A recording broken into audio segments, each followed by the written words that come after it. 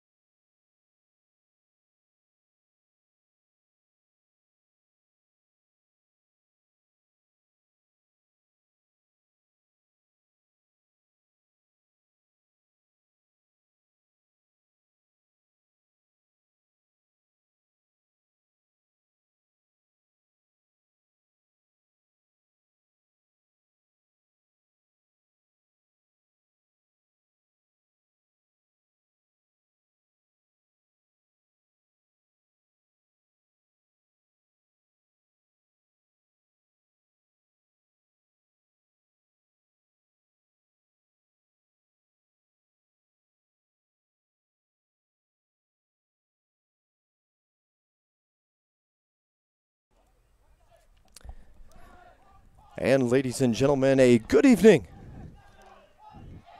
We are live in Americus, Georgia. It is Peach Belt Conference action here on a Saturday night, cooling down anyway, Saturday evening in Americus. We're so glad you could tune in. Georgia Southwestern State University, the Hurricanes, entertaining tonight's guests, the University of South Carolina, Aiken, the visiting Pacers making the trek in. For tonight's battle, there's a team, or a couple of teams in search of, we'll get that scoreboard rolling for you. Pulling double duty here tonight. Bear with me for this one. Let's get that clock set reset for you at home here.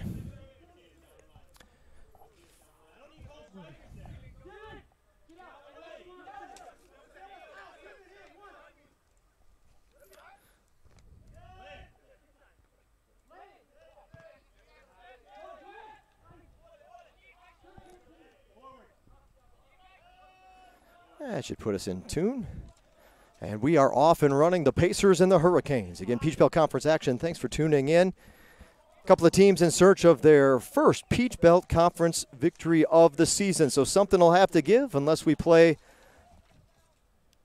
110 minutes and have not reached a victor in this one. And then they'll have to settle for a draw. But we're hoping somebody will come and walk away with this one. And, of course, on the home feed, we're a little partial to the Hurricanes. Let's see what will happen tonight. GSW wearing their home white Adidas tops. Their navy shorts tonight with the white piping down the side. White socks, navy trim. Your Adidas kits, the visiting Pacers, primarily navy from head to toe. White, big, nice white numbers for us to read up here on the broadcast booth.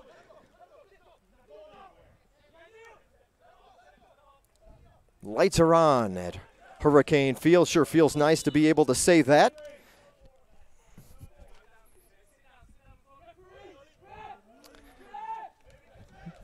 Man down for the Pacers. We'll see if he has stopped the clock. He has. 42:17 is the time on the clock. Number 4 is the man down.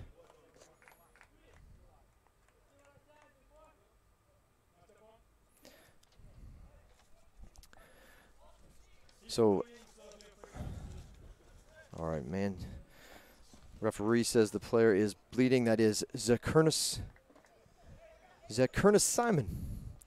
Player down. 24 checks in. That's going to be Billy Johns to replace. USC Aiken substitution now on the pitch. Number 24, Billy Johns.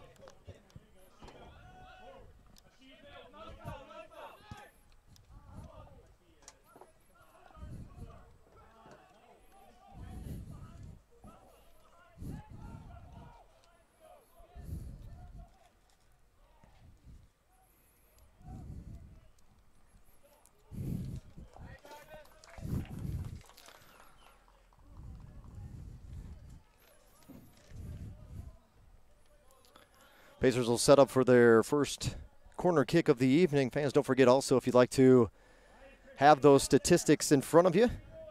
Oop, we got to get the clock started again. God darn it. My apologies for that. Headed away by the Hurricanes on the first, again, corner kick of the evening.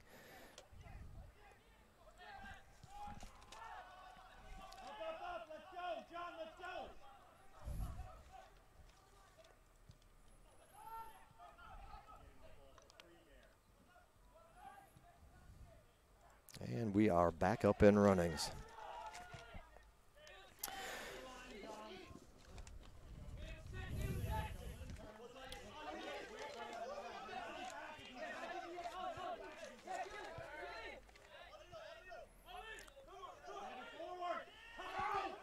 USC Aiken comes in tonight's match with a record of 2-4 overall. 2-4 for the Pacers. They're 0-2 in Peach Belt Conference action. Georgia Southwestern 3-6-1 for the Hurricanes this season. 0-2 as well in PBC play.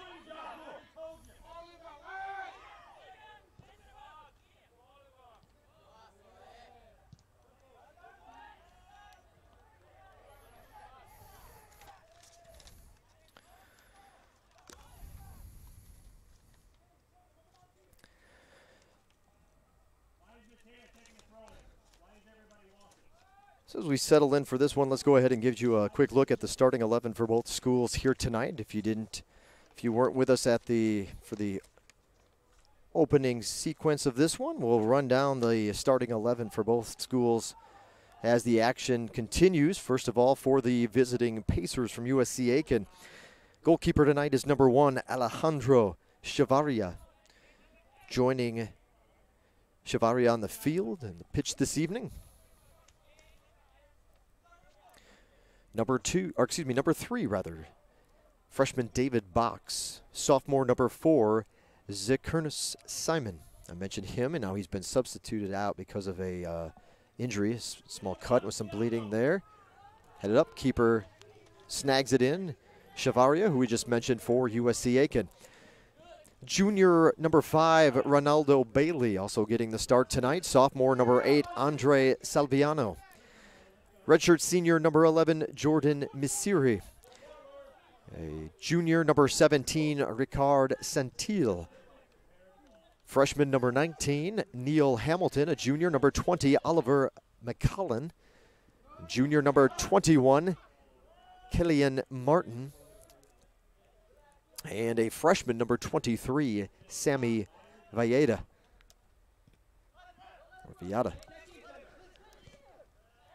22nd season for head coach Ike Afoji.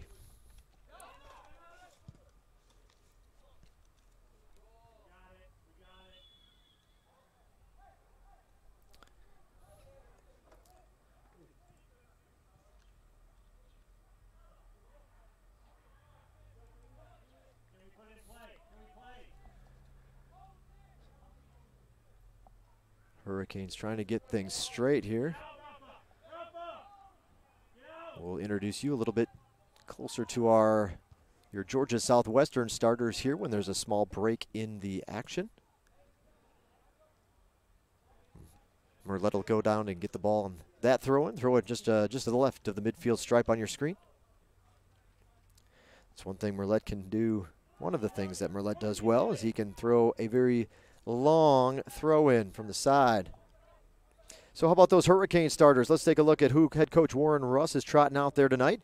The goalkeeper number 1, Francesco Bazzano. Joining him on the back line will be Bodka, Balde, Rugel, and Merlette. In the midfield for the Hurricanes will Sayers, Faria, Elias, Avery, and up front for GSW, the strikers Moak and Alves.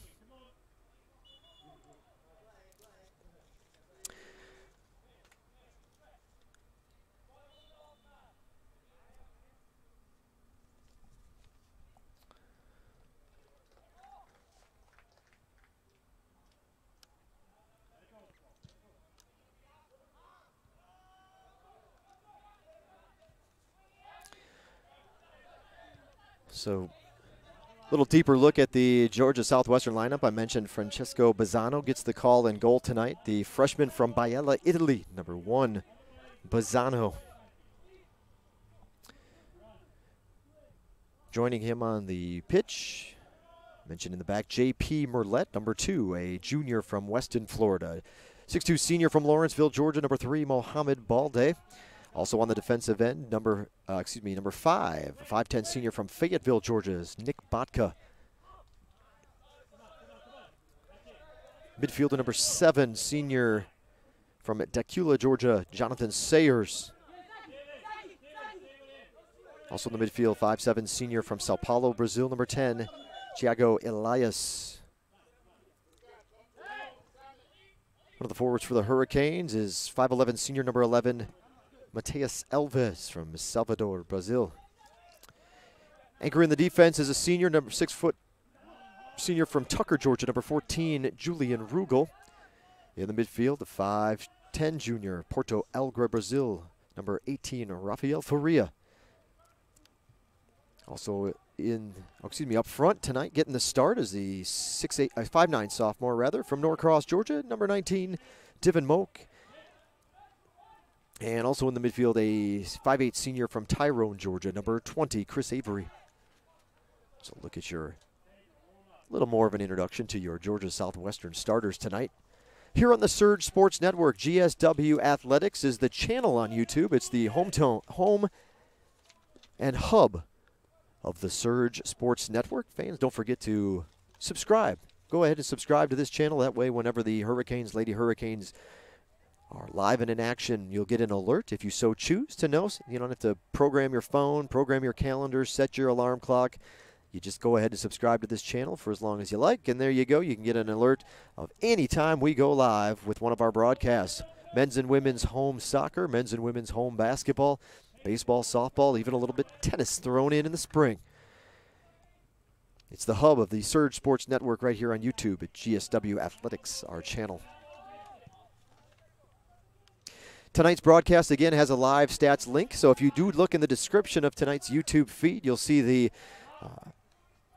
link for the live stats, so you can open up another window in your browser and you can have them both going and both open at the same time. Keep track of your favorite player out there tonight. Again, live stats feed is available as well for tonight's broadcast.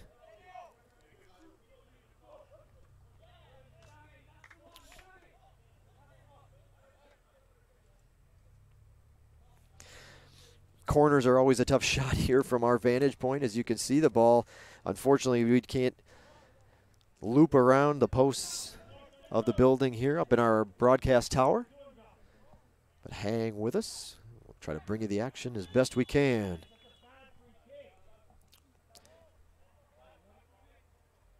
Well, a good look coming up here for the Pacers as they'll get a free kick from just outside the 18.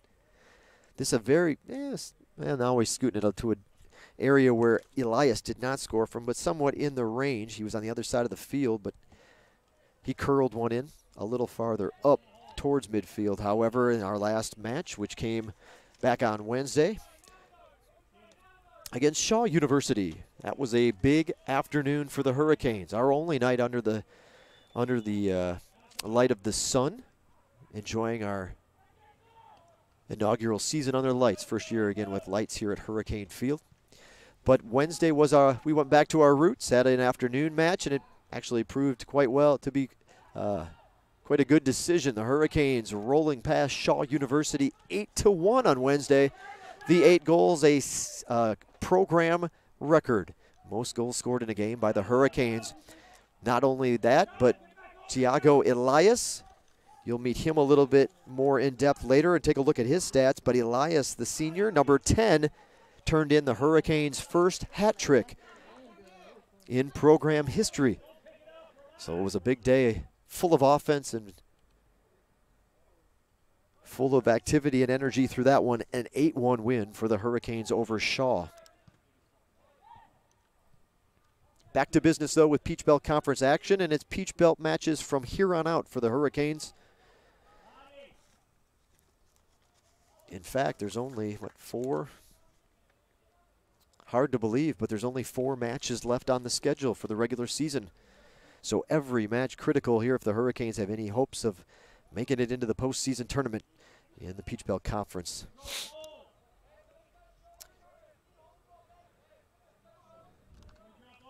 Take a look at the stats comparison of both teams coming in. I kind of talked about their records, and next opportunity that we have, now might be a good time. We'll take a quick peek at the stats. Looking at both teams coming in. Georgia Southwestern on paper up in several categories. Obviously, you look at goals per game, almost a 2-goal advantage, but the Hurricanes have allowed more goals this season. Shots per game heavily favoring the Hurricanes. Shot percentage, they're up in that category as well. Ball's bouncing around, and it looks like it's going to go back out, so we'll leave the graphic up. Shot percentage almost 3 times as good for the Hurricanes. Shots on goal percentage is also one that they're excelling in. Corner kicks haven't been many for the Pacers, but they've got the only one of the match so far. Hurricanes with a huge edge in that category based on the numbers, but the Pacers have not played as many matches. Saves heavily in favor of the Hurricanes. They've been forced, Bazzano and company, to make more saves than USC Aiken. But opponents also have had to make more saves on the Hurricanes. A lot of that will be due to the number of matches altogether. Again, USC Aiken, this is only their 7th match of the season, as they had to fight off the weather in the hurricane that blew through the real hurricane that blew through earlier this fall. Fancy dribbling, good piece of work, but right there, offsides, I believe, or did he catch the? Yep. But again, the Pacers with 6 total matches so far this season. GSW has played 10, so some of those categories will be a little bit skewed just based on the pure number of matches that the Hurricanes have played beyond what USC Aiken has had the opportunity to do this fall.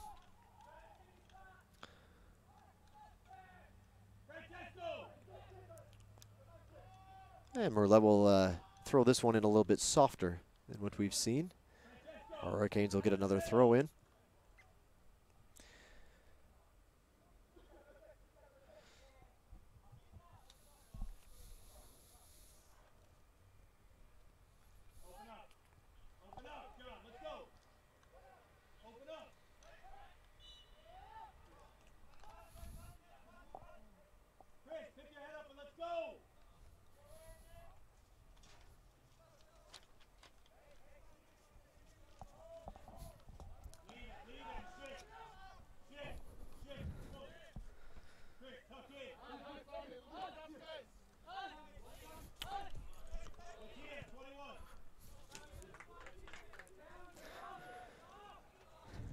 Statistically, a couple of players you'll want to keep an eye on for USC Aiken. This ball, nobody there, though, on the pursuit for the Pacers. That one a little too far out in front. But the Pacers, again, with a total of 3 goals this season, so they've got 3 different individuals have punched one in early in their well, I say early, the 6 of matches in. 3 goals they've been held to this season. 1 goal for Misiri, number 11. 1 goal for number 17, Ricard Sentil. And 1 goal for number 8, Andre Salviano. So 11, 17, and 8 have all accounted collectively for the 3 goals scored by the Pacers. Now they've only allowed 7 on the flip side. So Chavaria has been pretty stout between the pipes. He's logged in 423 minutes, holding opponents to 1.06 goals per match. He's made 22 saves at a clip of .815, so an .815 save percentage. Pretty darn good there for Chavaria. He has 1 shutout to his credit, but a 1-3 record overall. Kenneth Kellick has also spent some time and has 2 starts this season for the Pacers. The second goalie in line for USC Aiken here tonight.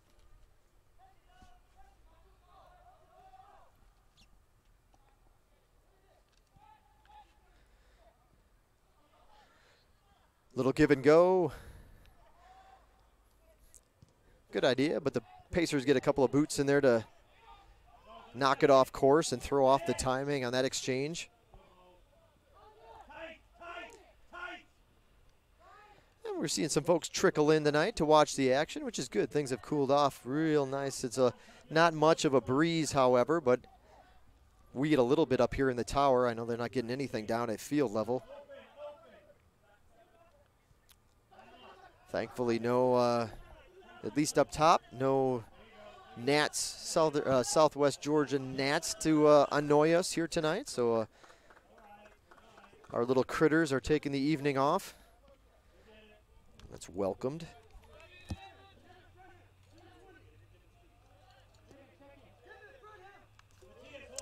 Botka with the throw down to Divin Moak. He's quickly double teamed and ball's kicked away. This one will go back to the keeper and we'll reset it.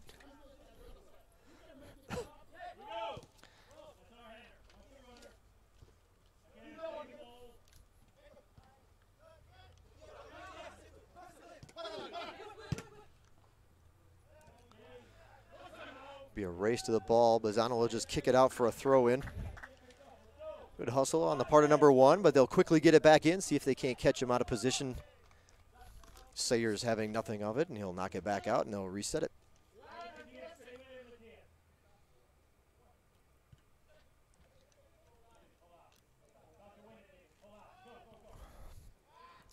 Nice piece of work, momentarily anyway, for Elias.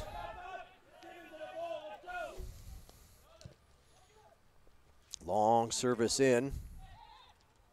Headed up by Merlette. Slide by Rugel. Possession to the Hurricanes. Well, we talked to you about some of the top scorers on the visiting Pacers side of things. On a side note, if you haven't been to Hurricane Field, if this is coming at you in stereo, you might already have an idea, but the USC Aiken bench is to our left here on the near side of the field, or our near side of the field. USC Aiken bench on the left, the GSW then, of course, on the right. You hear Coach Russ perhaps chirping up here and there. But we'll slowly introduce you to a little bit more to some of the Hurricane players, some of the team leaders coming into play tonight. I mentioned we'll just go numerically as we'll run our way through it. At the next opportunity, we'll get to the goalkeeper first of all, Francesco Bazzano. Yeah, let's meet Francesco. That's cool. Let's do it. There he is. Biella, Italy. 630 minutes in between the pipes for Bazzano this season. He's making his 8th start of the year. He's allowed 17 goals, made 34 saves. His goals against average, as you saw on the screen, 2.43, and his save percentage is .667. Bazzano has 2 of the Hurricanes' 3 wins when in goal for Southwestern.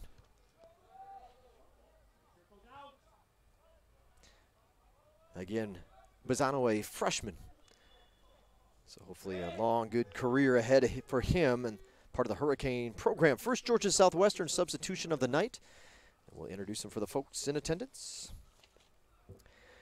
Checking into the match for GSW. Number 13, Pedro Chung. So Chung will come in and Chris Avery will take a breather.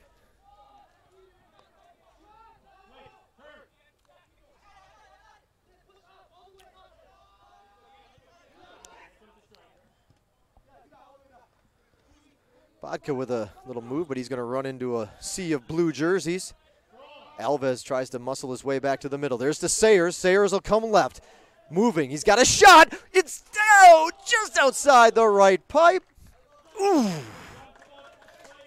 It just curled away and hooked. It looked good off his foot, but then it hooked a little bit to the right of the post. And whew, still no score in this one.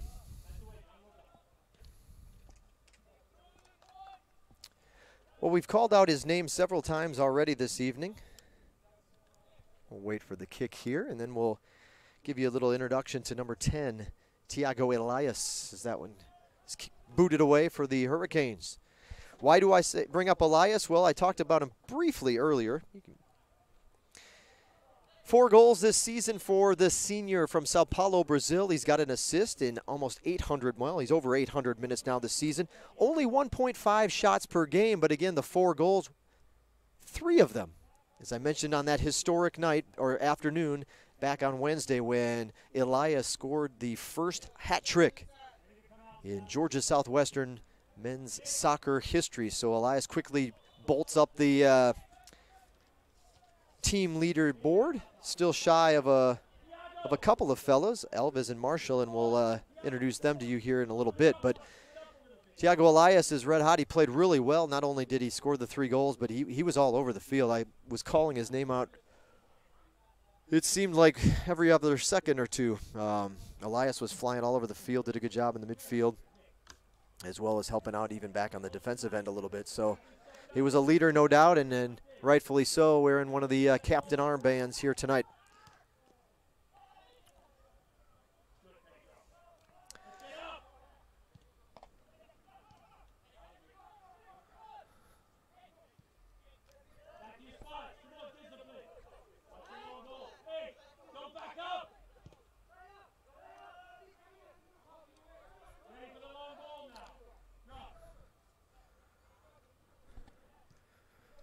So we're under 20 minutes till the halftime break. Here comes USC Aiken, kicked away.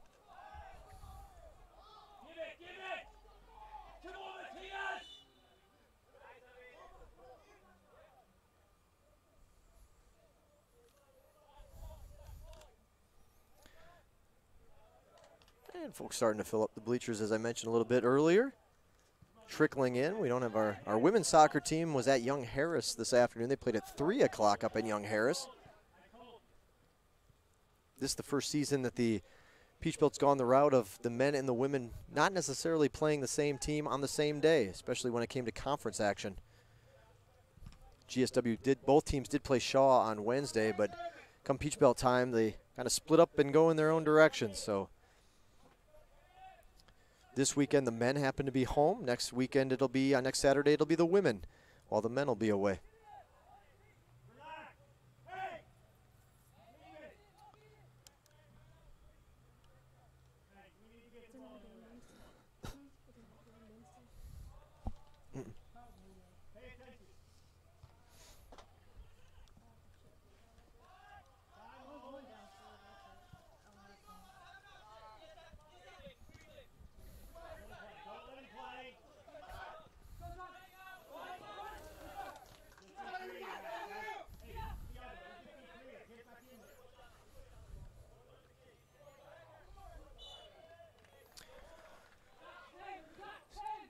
So I mentioned that Elias is trailing 2 members of the Hurricanes when it comes to goals this season.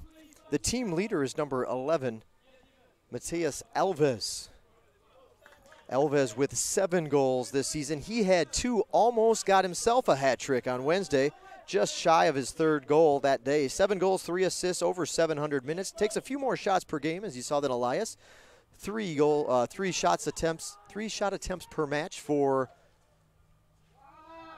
Alves. So we wait to hear from him yet tonight.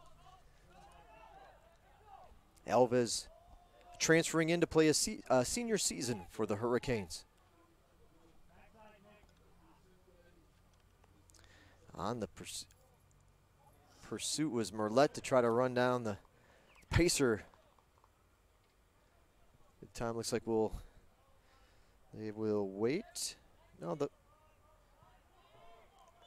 it's a corner kick for USC Aiken, and they will, in fact, make the substitution. Sometimes they don't like to sub on their own corner.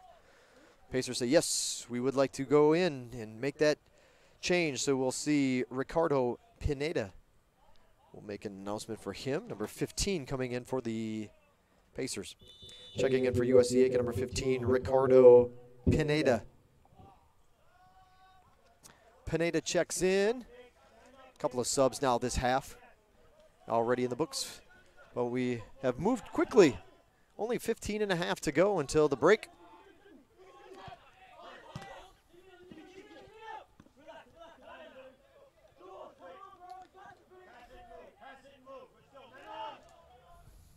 Ooh.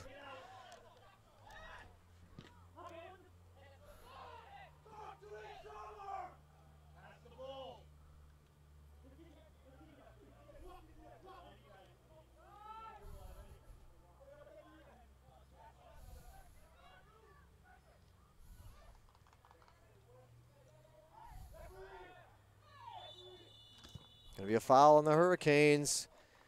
Going to have a free kick from out there.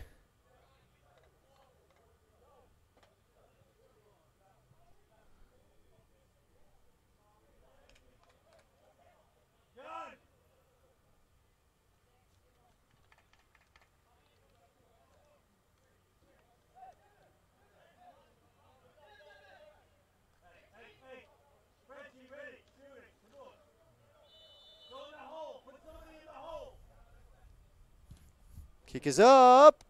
Kick is a little bit high, thankfully over the top of the crossbar.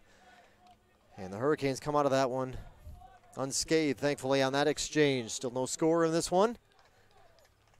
If you're just tuning in, USC Aiken and Georgia Southwestern doing battle tonight here on the Surge Sports Network.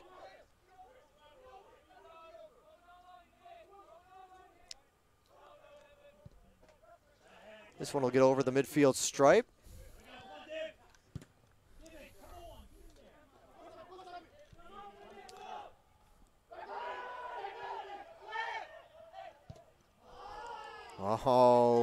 Wow, what an exchange. What an exchange, and the Pacers kept playing on. GSW was kind of arguing with the official or trying to at least defend their case for Bazzano not touching the ball outside of the 18-yard box. Aiken wants that whistle, doesn't get it. Bazzano's the one actually arguing his case with the official who hadn't even blown the whistle anyway, and the Pacers almost caught the keeper out of position and had an open goal attempt. Thankfully, the kick was off the mark. GSW got to regroup. Aside from Sayers' nice move down inside the 18 earlier where he just missed the shot, this match and momentum has seemed to favor the visitors. They've been a little bit more physical.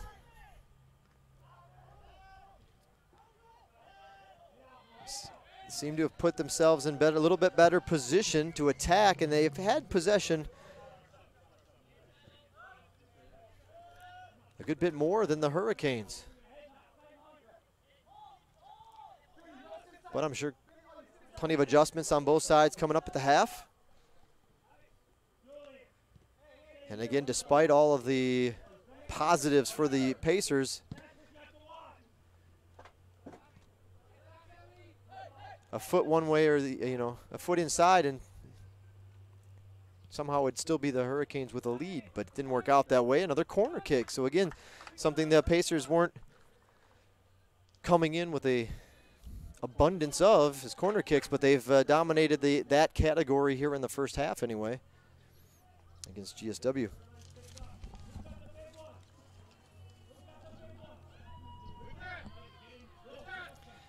And again, when you look at the size and the physicality, it's been something that's been favoring the Pacers. This one, not enough height to get it up over the defense. And so Dylan Marshall will check in, and that'll give us a chance to talk to you about Dylan Marshall. Checking in for the Hurricanes, number 9, Dylan Marshall. Marshall ranks second on the team, right behind Alves. He has 5 goals, 2 assists. He had a couple of goals and came up just one shy of the hat trick on Wednesday. So 5 goals, 2 assists.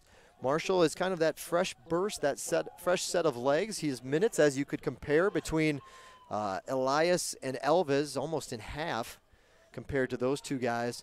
So when he comes in, he's the quick fire, the burst, the extra energy, and the fresh set of legs, as they say, to come in and see if they can shake things up. And it's worked so far. Again, 5 goals for Marshall this season.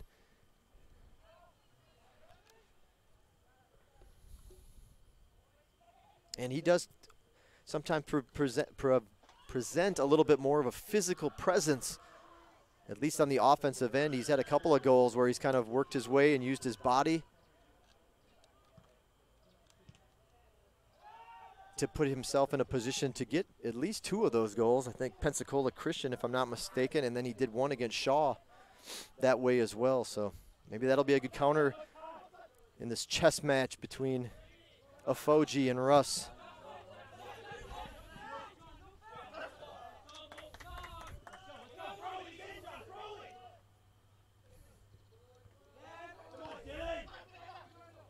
Ooh, just couldn't quite get there in time. And a quick pass on this end. Man, there are arms and bodies bouncing all over like pinballs out there. This one will be a foul on the Hurricanes. Under 10 to go.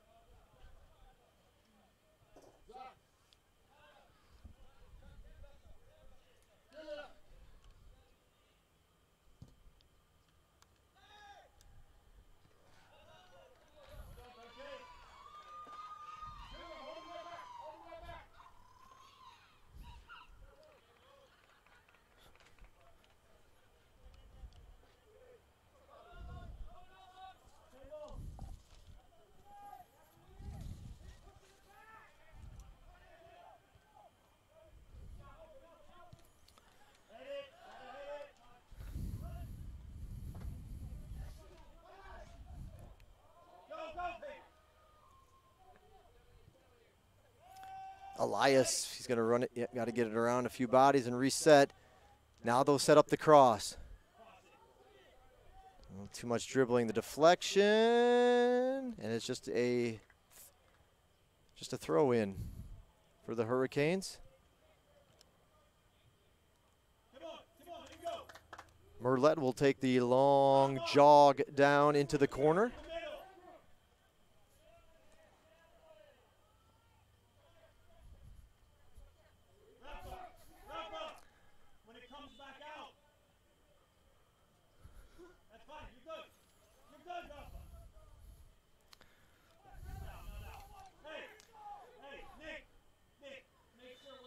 Now Merlet can get, well, you'll see here on this throw if that's the way they choose.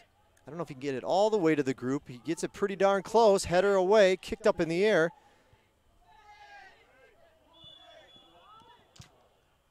Hurricanes whistled for another foul. USC Aiken's schedule started with a 1-0 loss to Florida Southern. They won then 1-0. They flipped it around at Newberry. Catawba lost 3-0. Won 2-0 at Belmont Abbey. So back and forth, back and forth. Now they've lost 2 in a row as they've started Peach Belt play, but 2 pretty tough matches to say the least. Number 4 Young Harris. They lost only 2-0 to them at the Mountain Lions or at Young Harris. And then they were home. The last match came back 1 week ago. On Saturday, they were home against number 10 Lander, and it was a tight 1-0 score. So USC Aiken has played a couple. As he stopped the clock, stopped the clock at 6:34. Referee's going to have a chit-chat with one of the USC Aiken players. It's number 20, Oliver McCallan. Settle things down a little bit for both teams. Getting a little bit chippy. Good kick, well past the midfield stripe. Bodka will boot it up in the air and let everybody go track it down.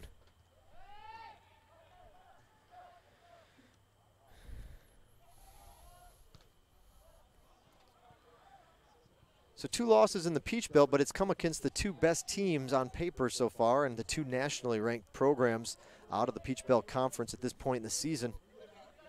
And again, 2-0 and 1-0, so it's going to be a slugfest tonight for Georgia Southwestern, no doubt about it. And you can see it's been that way so far.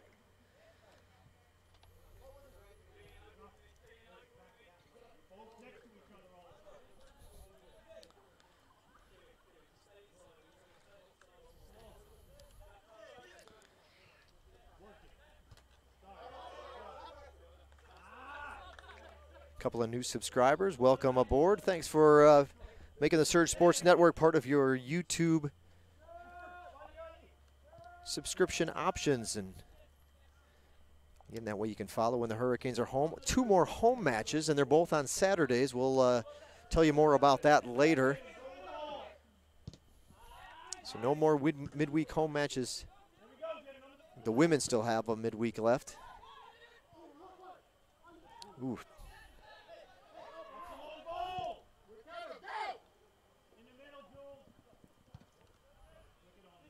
Georgia Southwestern women today lost 5-0 at Young Harris.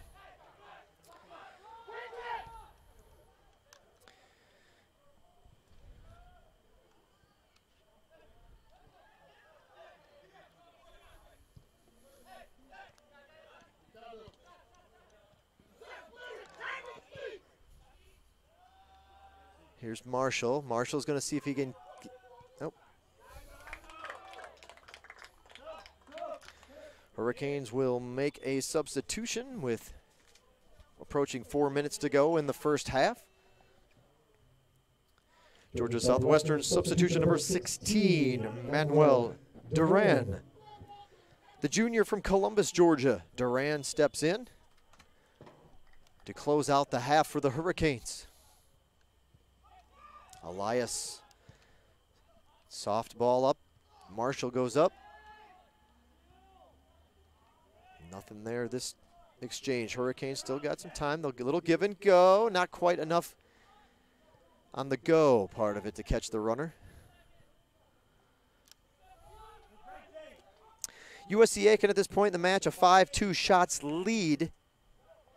Shots on goal 3-0 in favor of USC Aiken. Again, I mentioned the corner kicks have been all USC Aiken. They've taken 3. The Hurricanes have not taken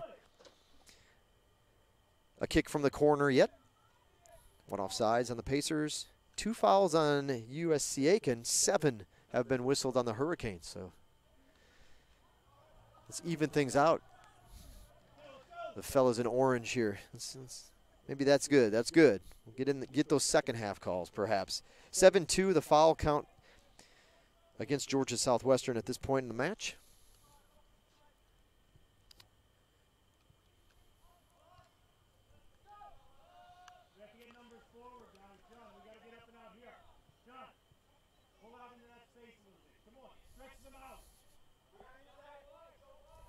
Two and a half to go until the break.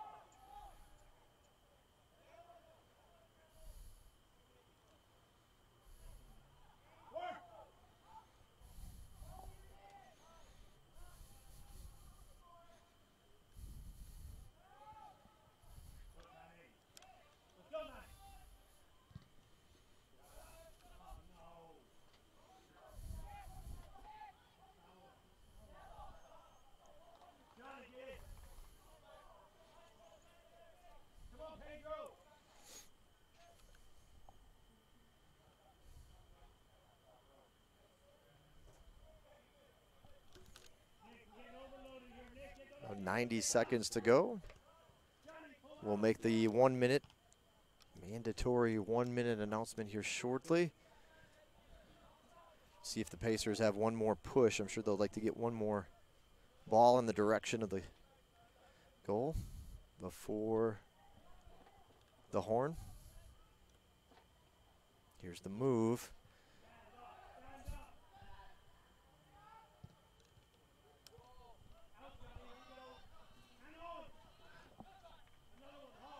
One minute remaining in the first half. 1 minute. Sayers, and he had to do a lot of work to get to that point. Now let's see if he can at least keep possession for the Hurricanes here. Bodka's coming down. Foul whistled.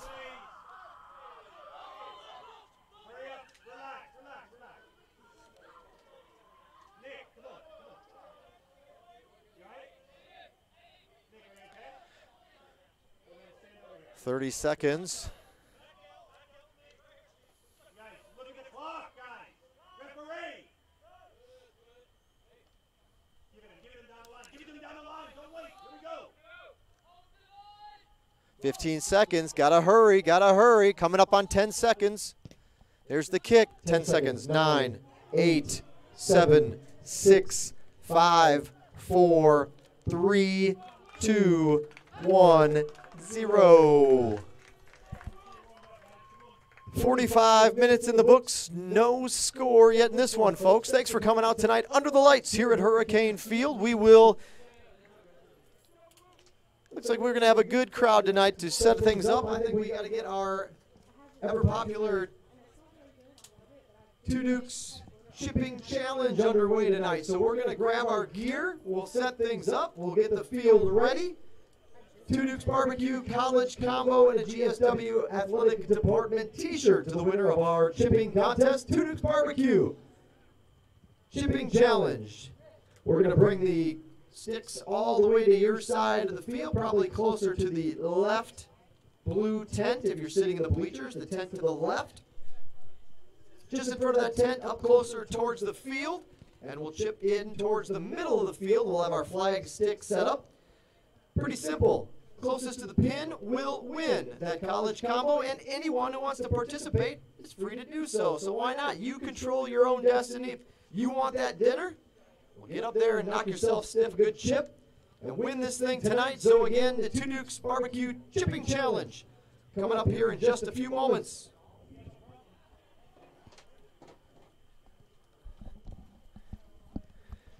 So folks, we're going to send it down to the field rather than we'll zoom in on our chippers, but we got the Two Dukes Chipping Challenge, as you heard, coming up for our halftime break. We'll come back right before the half. We're going to mute the audio so we can play a little music in the background, and YouTube won't get mad at us for any kind of copyright stuff. So we'll zoom in. We'll let you take in the a few commercials, as well as take in the Chipping Challenge action. And again, don't forget, you can set your timer if you want. 13:25 is currently the time on the scoreboard clock, and you come on back and join us for the second half of action here from Hurricane Field. No score yet between USC Aiken and GSW. You're watching Georgia Southwestern State University men's soccer on the Surge Sports Network.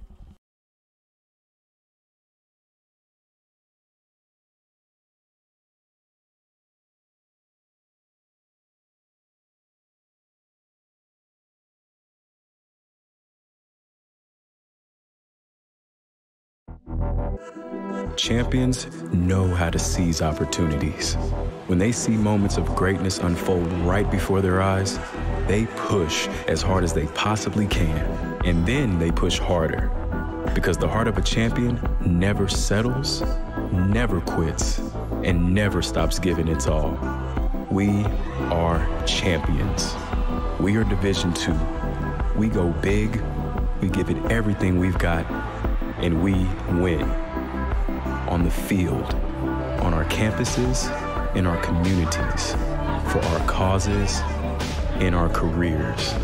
We rise to become champions in everything we do. We are Division II, and there are no limits here. We make our time count. We set our own path. We become champions on our terms. It's time to up your game, because we're here to play and learn. But most importantly, we're here to discover ourselves, our vision, our heart, our drive, to achieve every goal we aim for, because we want to be champions at the highest level, life. At Division II, the opportunities are here. Are you ready?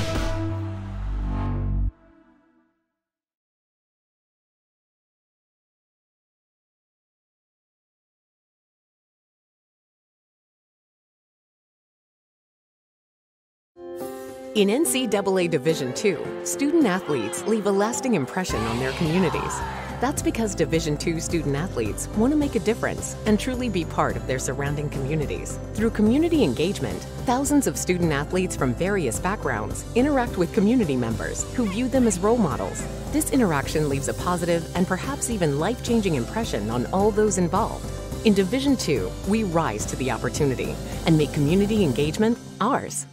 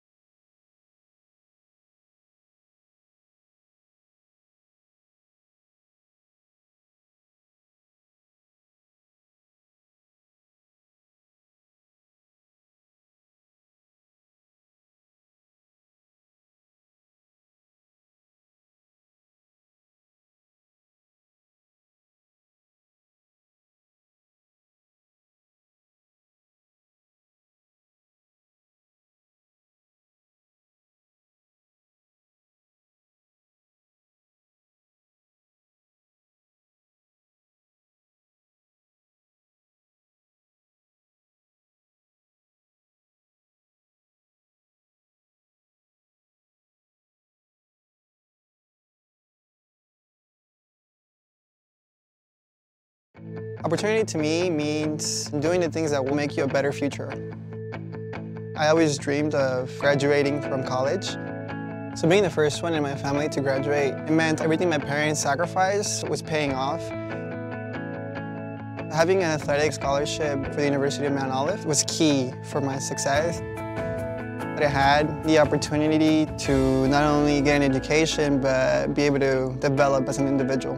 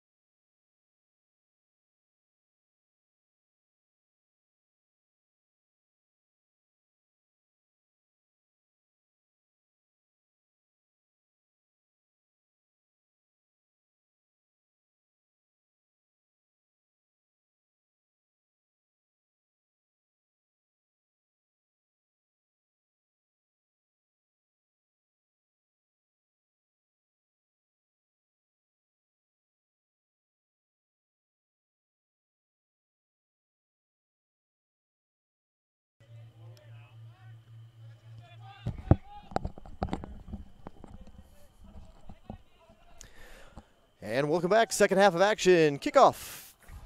You just saw it, we're back underway on what should prove to be an exciting second half of action. These two teams, it's a slugfest through the opening 45. We'll see what lies ahead here down the home stretch. Had a little fun with our ever popular Two Dukes Barbecue Chipping Challenge. It seems like if we go and do a different event, they're upset we didn't do the chipping challenge. So we come back to old reliable, and thanks to Two Dukes Barbecue for being a supporter and a proud sponsor of the Hurricanes for many, many years. Jay Duke and his wife, not only the barbecue, just about a block away from campus. You see where Bazzano has the ball down now. There's an intersection just behind him, and about a block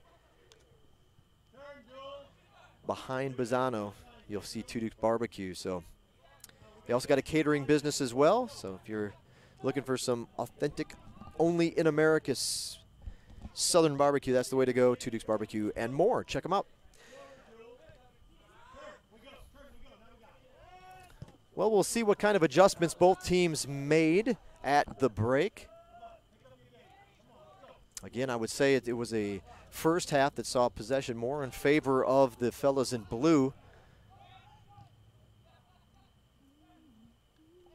Just seemed to have a hair more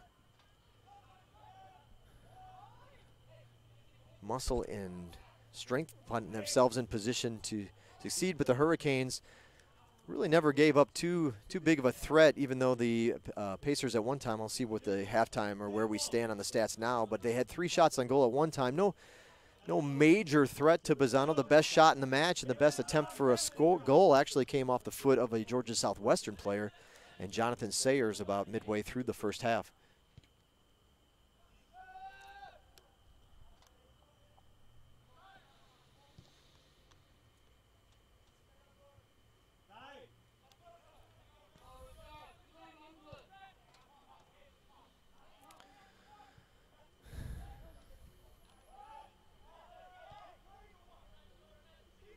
Yeah, hasn't been a whole lot to say either way as far as offense goes.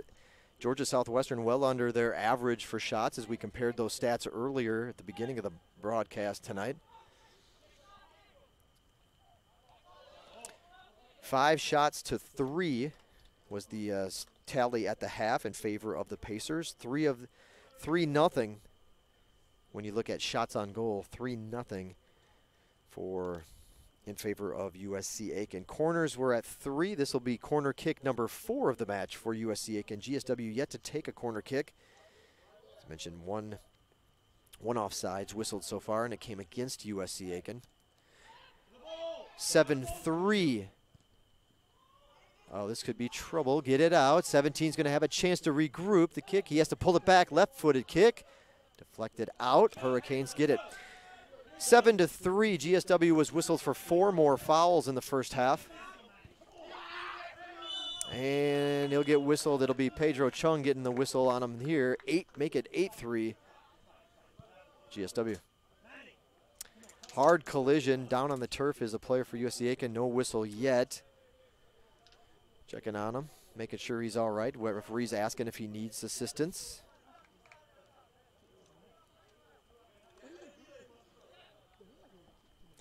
Number 4 was down in the first half. There was a stoppage in play, and he had to come off the field due to blood at the time. Is that Curtis Simon is the injured player yet again. Now he's up and running to the other side of the field.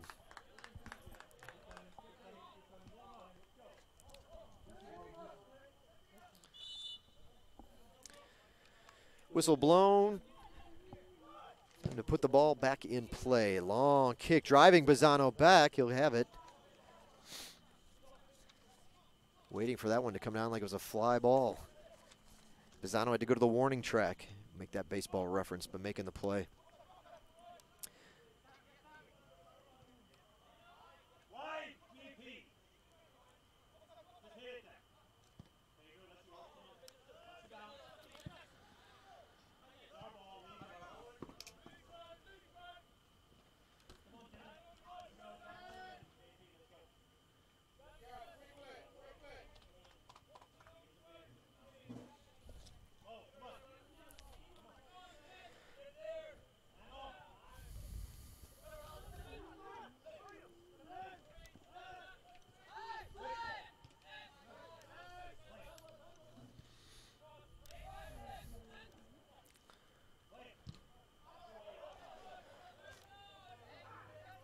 Hurricane throw in coming up.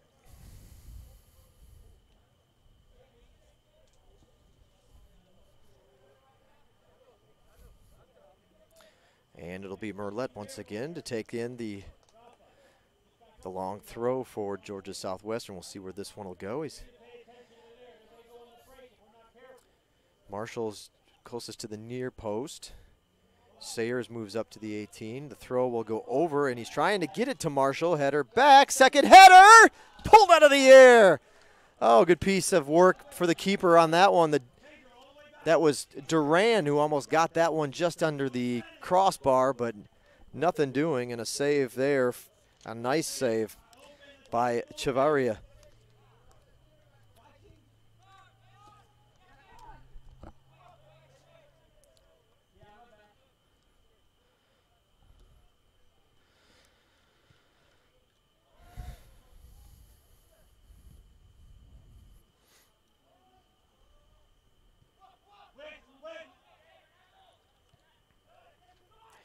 Into the middle to Elias.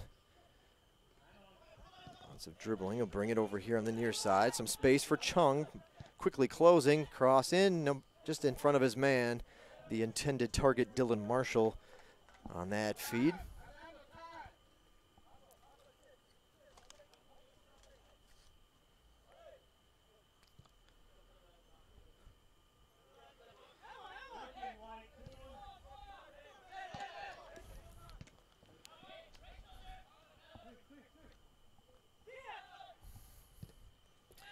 Long ball down. It'll be Julian Rugel with the header. It's one of the players that we didn't introduce you to that we were waiting on was 14, Julian Rugel. We'll wait in just a moment as this ball hopefully will get out of here and cleared out. Ooh. That was trouble. Rugel, obviously being a defender, you're not going to see the goals and assists, but what you are going to see is an impressive 920 minutes. Rugel is going to go over 1,000 minutes in goal already. He's only, as a defender, not high in any offensive category, but what's impressive is that he doesn't sit, folks. Rarely does he come out, and now again he'll already be over 1,000 minutes on the pitch. And anchor for the Georgia Southwestern defense this year is the senior Julian Rugel. Rugel, number 14, I mentioned earlier in the broadcast, out of Tucker, Georgia.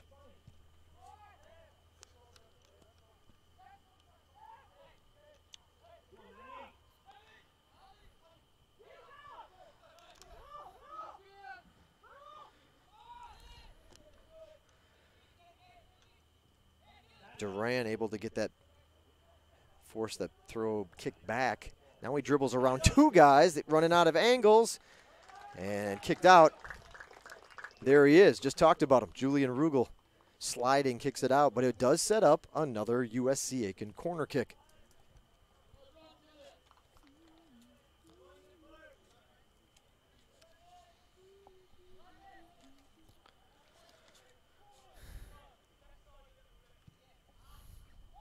Low roller that the Hurricanes thankfully get a boot on. A little too much on that lead to Elias, though. And so back in possession are the Pacers. This kick headed up. Now we got to get it away, and they're off the chest.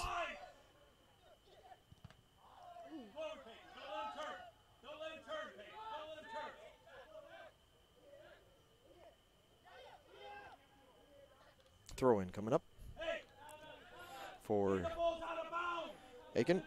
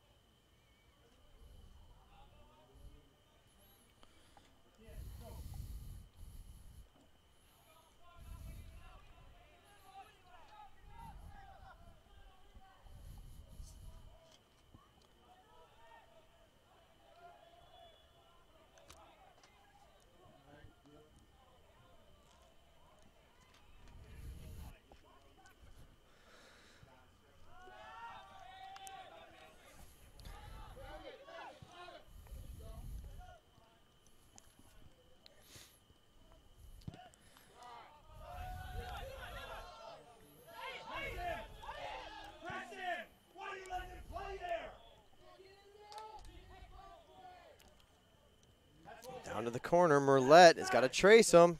Punch back, nice piece of work to keep that in. And now the kick up and over midfield.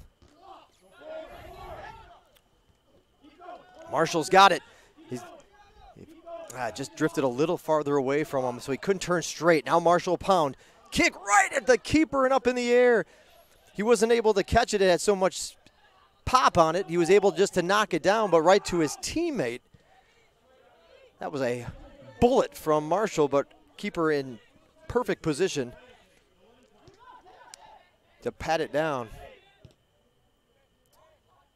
Well, now we go back to the methodical machine. Aiken just keeps coming down and coming down, working and working, and GSW gets a breakaway and has a great look. Again, Georgia Southwestern really has held Aiken to, I mean, the couple best shots of the match have come from GSW, even though Aiken in steady possession of the ball.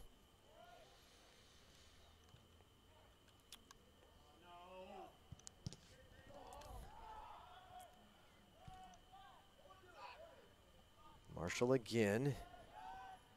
Now it'll be Duran who's going to drop it off for Merlet. Merlet hesitates, then moves to the middle to Faria. Faria's going to go back to the keeper. Good gosh.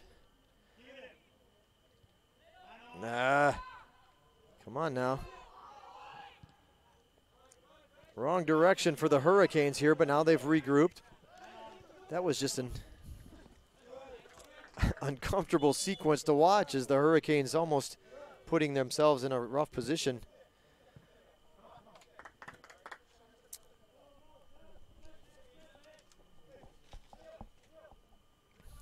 Checking back in for the match for the Hurricanes is number 11, Mateus Elvis.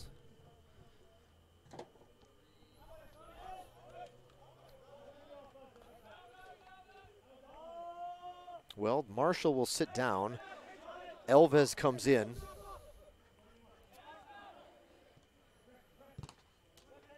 Another throw in.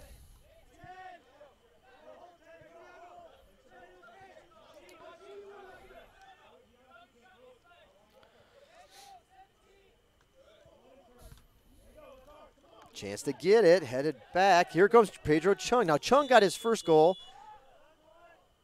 That's a foul on USC Aiken.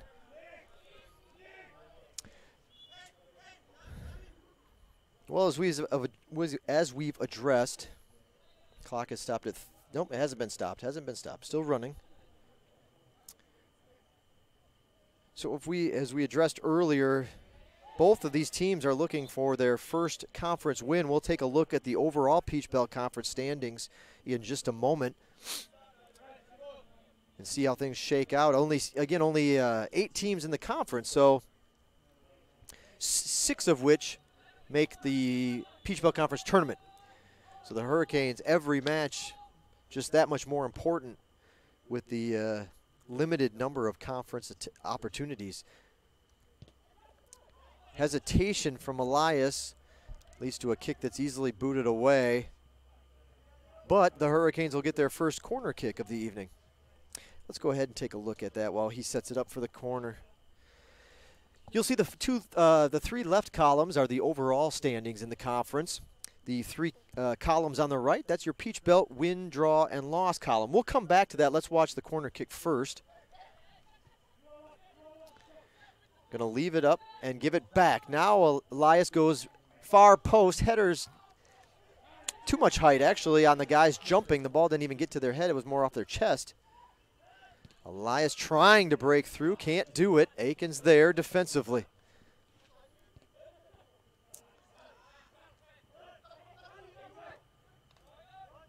I think he's going to lead Sayers a little too much on that one. Substitutions coming in for USC Aiken. Chris Avery's going to check in for the Hurricanes. Number 15 and number 18 checking in for USC Aiken. Checking back into the match for USC Aiken, number 15, Ricardo Pineda. Checking in number 18, Daniel Henkin. And for the Hurricanes, back in the match is number 20, Chris Avery.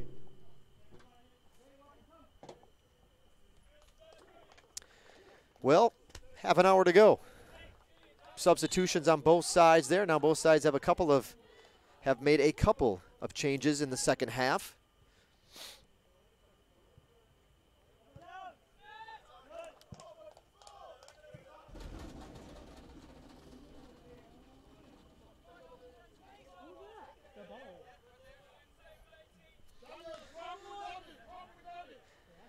It rattled a good bit, didn't it? Here in our couple of loose box covers. Rattling as that ball hit our broadcast tower. Merlette will get the throw. So you lose Marshall, lose a little bit of the height that you had in there as far as something as close to the 6-yard box as you can get. You've got, looks like Rugel's actually going to move into an offensive position there. The throw up and over Rugel's head, however. The kick deflected up in the air, ball up. This one will be Avery, and defender just lets it bounce over him softly and into the waiting arms of the keeper for USC Aiken. So another ball goes into the hands of Chavarria.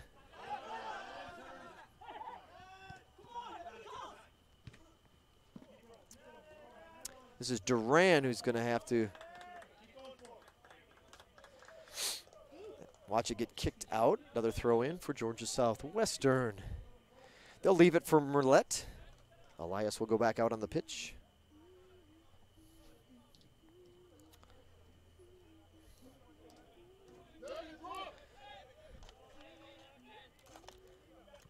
Elias tries to get something brewing long. Oh, tried to catch it on the roll, and a miss attempt for Sayers. Back quickly. That ball got to Bazzano in a hurry, but now the Hurricanes get it in and get it out as quickly as possible. They come back again.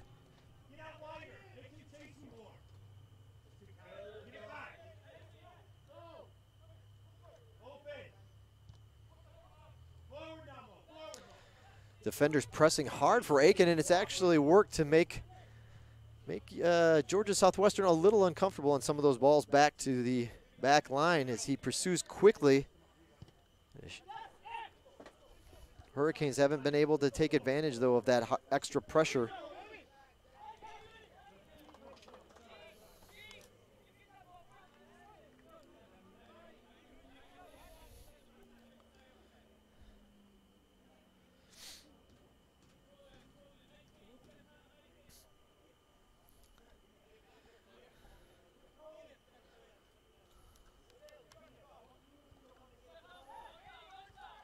Rugel. Oh, was that Rugel?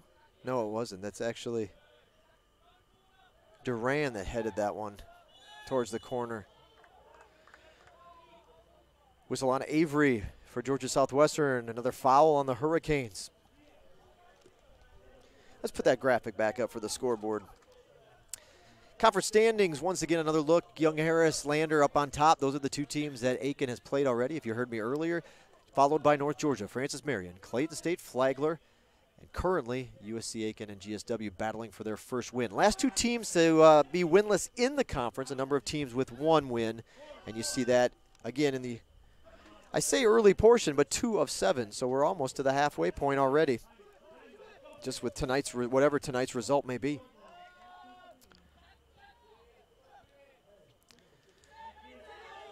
Alves will have to turn. He's got his back to the goal. Now,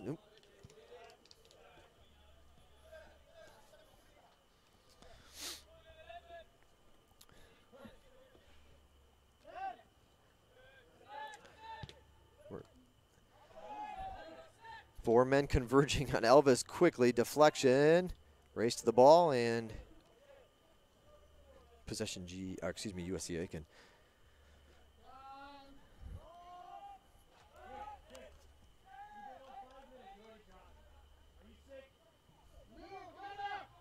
Another substitution coming up at the next possible opportunity for the Pacers. Long ball down, Balde.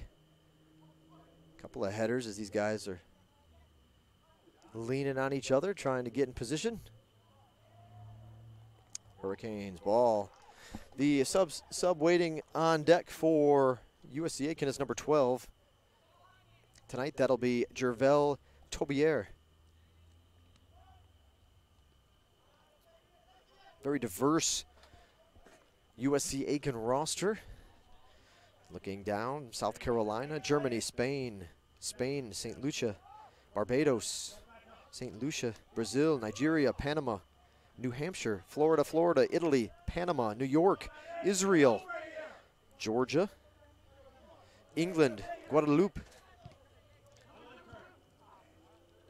Georgia, South Carolina, Brazil, Australia, and South Carolina. So quite a diverse makeup of this Pacers roster.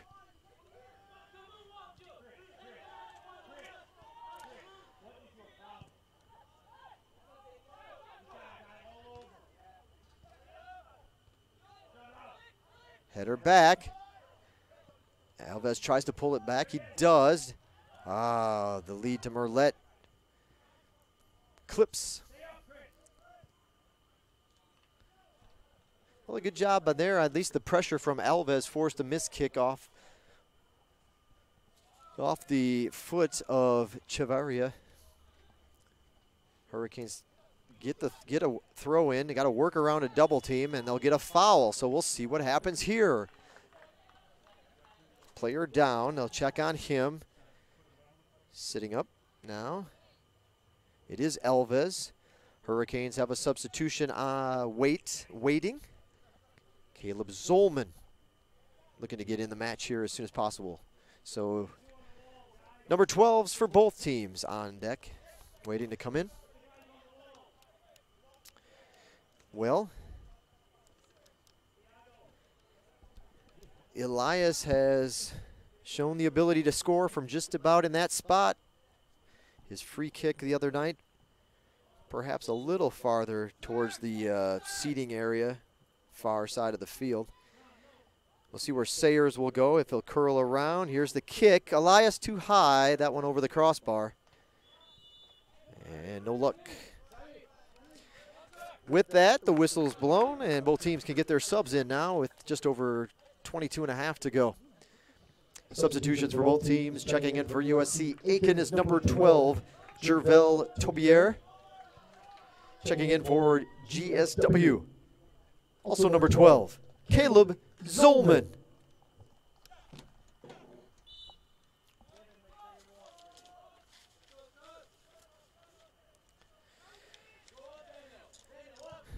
Georgia Southwestern, I've mentioned the opponents in conference play so far for Aiken, USC Aiken. GSW's two Peach Belt Conference opponents, Clayton State and Young Harris as well. So they've got a common foe there, as they both have played the Mountain Lions. That loss, both of them have been road matches for GSW. They lost 3-2 on a late goal at USC Aiken back on the 22nd of September. And then last Saturday it was a 4-1 loss at Young Harris.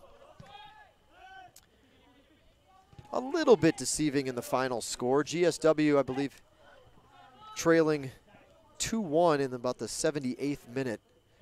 And then a couple of late goals stretched that one on paper and stretched the margin to turned out to be a comfortable looking victory, but it was pretty tight. One goal game, one goal match until with 12 to go.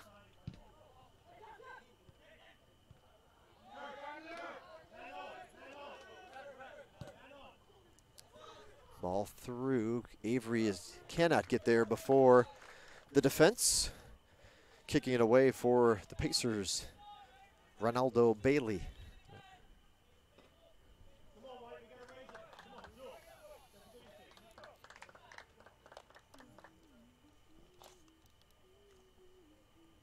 Down to the corner goes Merlet. Another throw in for GSW. They're down in the corner, but hasn't been to produce a corner kick. This throw, however, another high ball. This one will be headed up in the air. Trying to get it back. Bouncing around, down on the ground, and now cleared away. USC Aiken.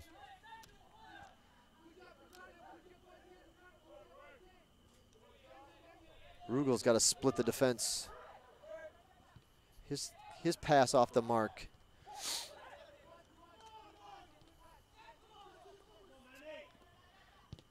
Shot. Oof. Balde gets a foot in there.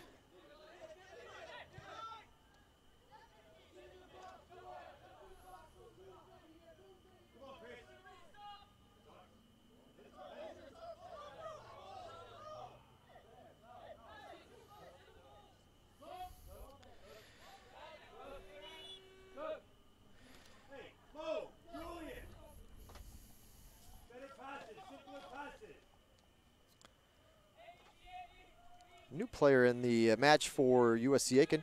Checking in to the match for the Pacers is number 2, Edgar Zambrano. Zambrano gets a little cheer, a home crowd or hometown favorite as he comes to the school right there in his hometown, an Aiken, South Carolina native.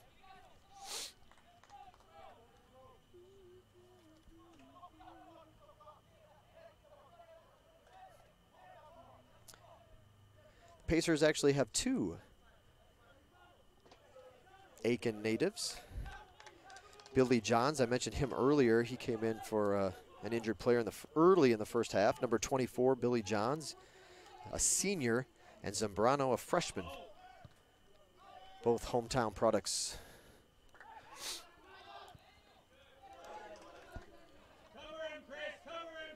Good move to the inside. He gets around 1, won't get around 2. Give and go. Oh, good way to get a foot in there, because if he would have got left, there could have been trouble. Nice piece of defense for the Hurricanes. And a goal kick coming up. Substitution now. Once again, this will be a Pacers substitution. 2, as a matter of fact. Number 8, number 17 coming into the match. Starter. Checking back in for the Pacers, rather. Number 8, Andre Salviano. And the other player was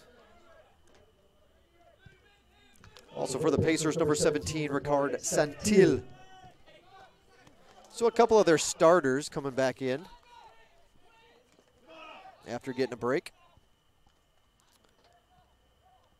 Far side.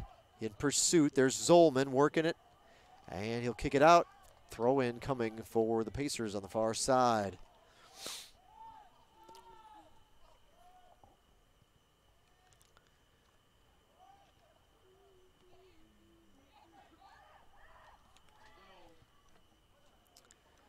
Down towards the line, back up the middle. This will be a battle for the header. It's Avery that does a good job. Nice job by Merlette to get himself in front of the ball. Tackle there, long kick. Berzano picks it up out of the air as it had drifted farther outside the goal. 10-7 the shots tally so far. USC Aiken 10, Georgia Southwestern 7 shots. Now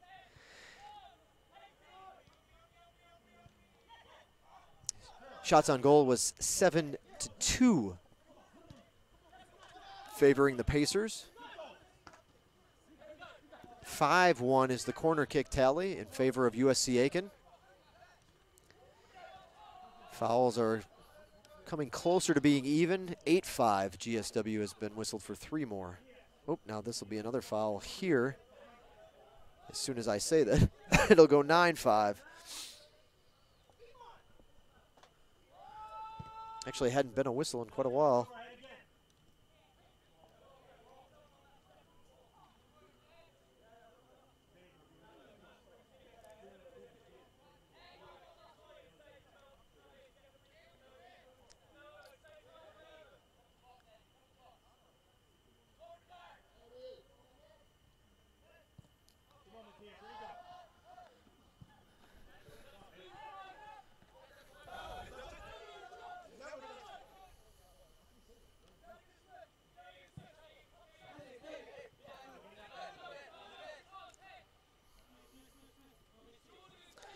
Merlette will throw it down towards the corner, headed up.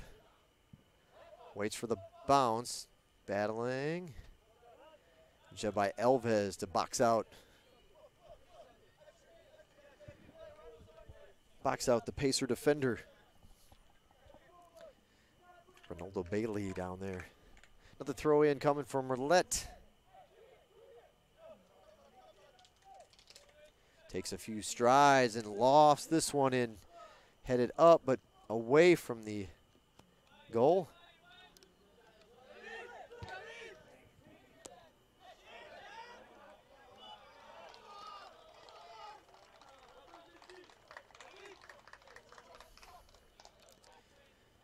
Good hustle by Merlette to stop what was Aiken trying to get up the line. And that by doing so and getting in there and causing a little havoc, he's able to keep the ball on this end of the field and get a throw in. We'll see where it goes from here, though.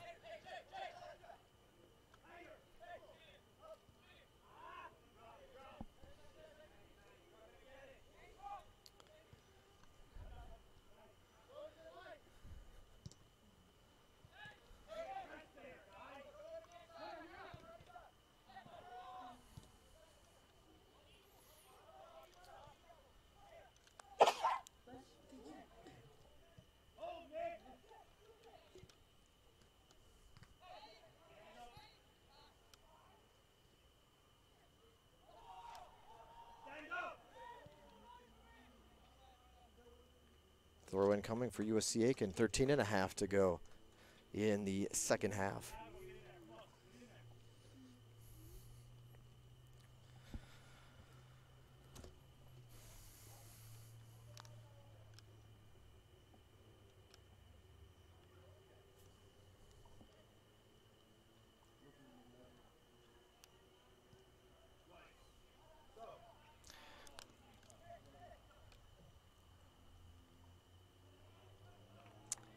Hurricanes will now make a substitution. Divin Moak checking back in.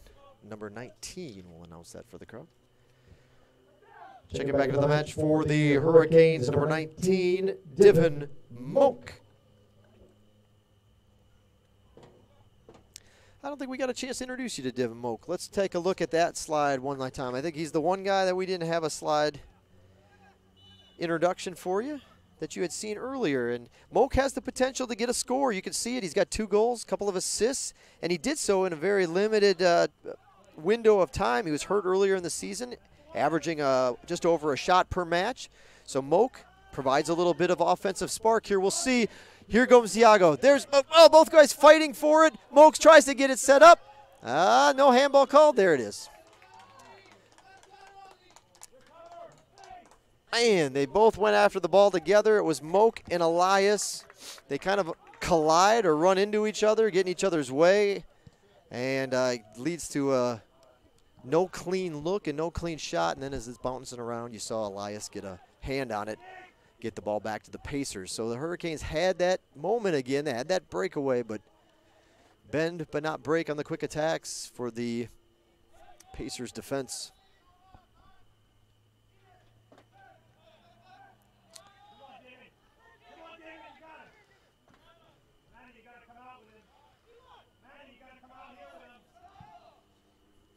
Long feed. I think it's going to get over his gap man, but still stay in play. Battling down in the corner. Throw in for the Hurricanes.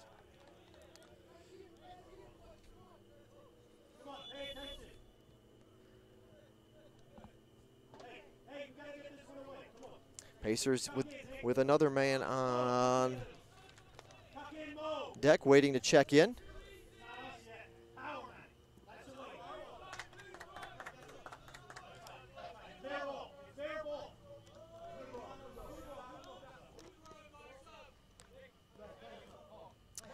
USC Aiken substitution number 18, Daniel Henkin.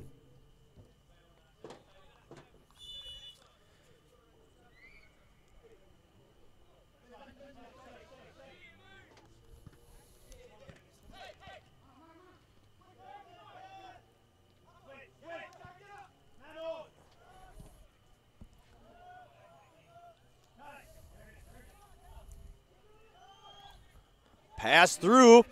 No offsides called. Moak moves it back. The push. The foul was the inside.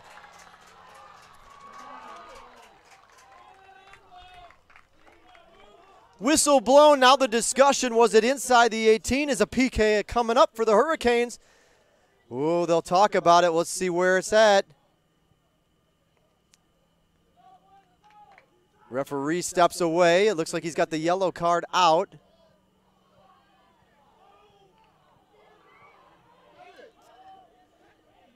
It will not be, it doesn't look like it'll be a penalty kick. It looks like they gave the, it will not be a penalty kick.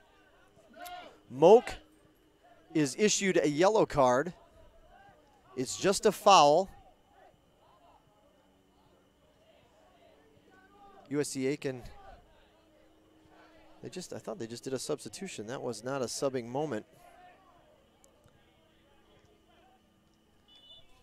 Maybe Ford was still slow to get off the field.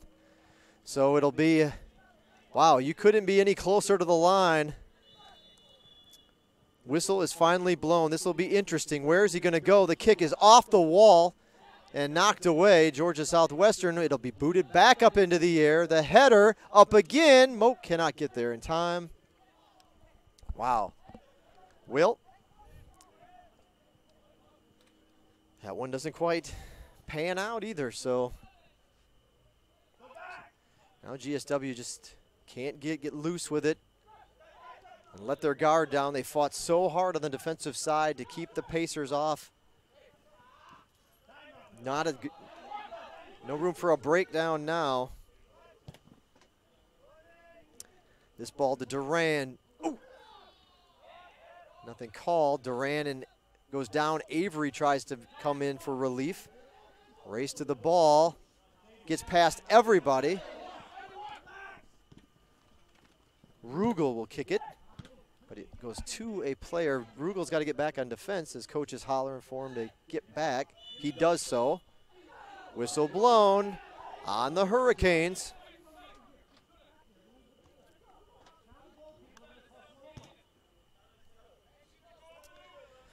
Well, things will get a little bit tighter and a little bit chippier here down the stretch as we are approaching 7.5 to go in regulation. The long kick down to the corner. That'll go off of Merlette and a throw in to come for the Pacers.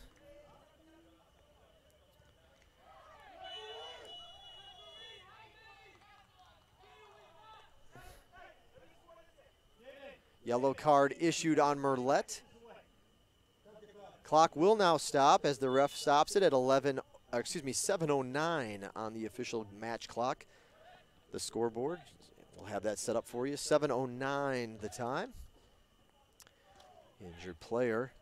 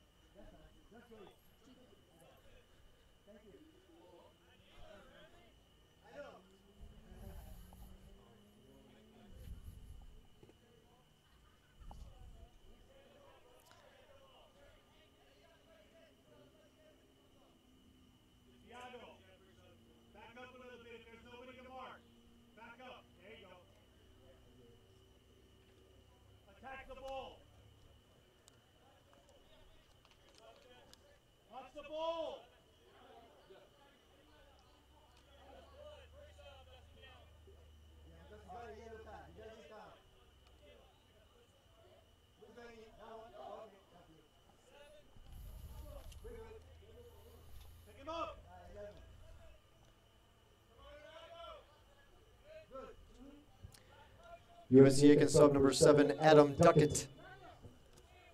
Kick is away, clock starts again, way to the back post. Kicked out by the Hurricanes defensively, and at least they'll have a chance to reset. Quickly on the ball is Moak, good hustle, but he over pursues. But GSW will get a throw in, that little bit of added pressure. They had to kind of pick it up. They couldn't. Quick throw to Moak. Can Moak get that separation? Defender on quickly. Long dribble. Here it comes. Can't get through the line as number 20's there to block it up in the air, go get his own deflection, and then put it away. Back to the Pacers.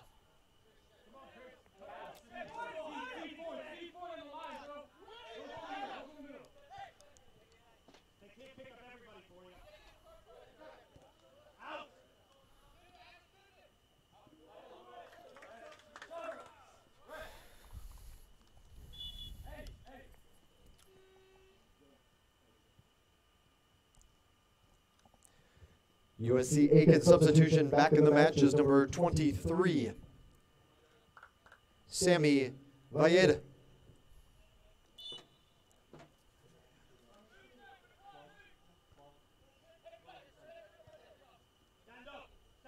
Rolls it back. Hurricanes there. Can they clear it? They do. Back over.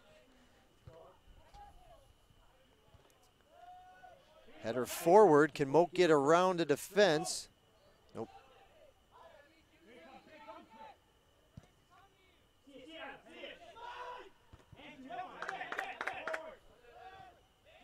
Avery to Duran. Tiago. Ooh. Nope. Elias will get the call as he looks back. A delayed whistle, but the call is made. And the foul is whistled on the Pacers. GSW will have a long free kick from out here. Elias with the ball in his hand. A couple of subs waiting for both teams, or a sub for each team waiting to check in.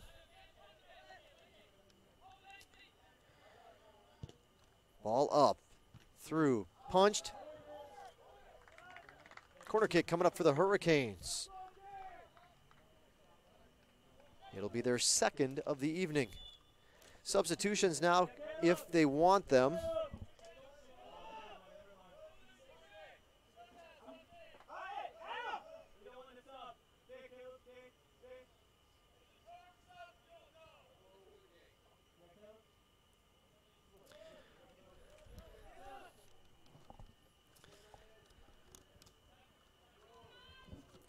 Substitutions for both teams back in the match for USC Aiken, number 11, Jordan Misiri. And for the Hurricanes, it'll be number 7, Jonathan Sayers. Well, Sayers didn't want to come in. The referee was going to charge them for the substitution, so he did, in fact, go in. A little bit of height anyway, as Sayers is one of the taller players on the Hurricanes roster. Moak will come near post. The kick will go to the back post. It headed, deflected. Hurricanes deliver it back inside. Ooh, Moak and the player from Aiken that he kicked, both injured on the play. 2 players are down, a member for each team. It's number 21 down for USC Aiken and Mohamed Balde down for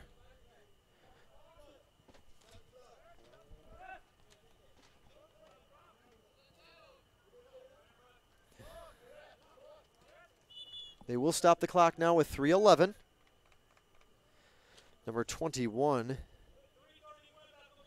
And they'll put it up to 3:31 as that clock ticked away before he realized he had to stop it. Killian Martin, number 21, is the injured player for USC Aiken. Balde is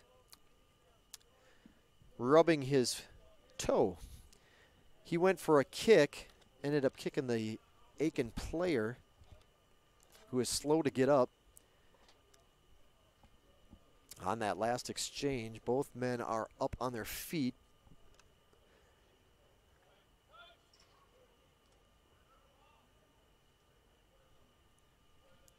So 3:31 was, again, the time they asked to have back on the clock to cover some of that runoff from when the initial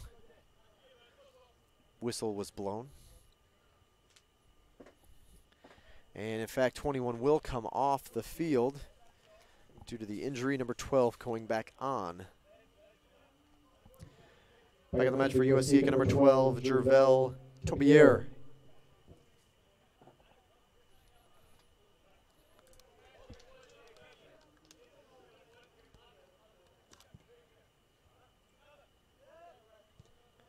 Clock has started back up, and we are back underway for the final 3.5. See what happens here. GSW and USC Aiken have put on a heavyweight fight tonight, no doubt about it. 11 with the ball, back, trying to get some separation. Now they'll bring it out to the left side. The feed in, this could be trouble, but it sails over the crossbar. And out of play, under 3 to go. Bazzano will kick it away here for the Hurricanes.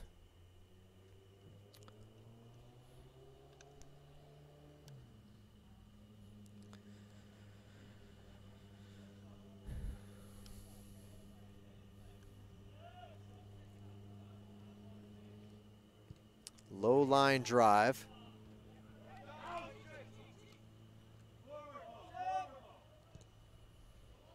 Balde serves it up, headed back by Aiken.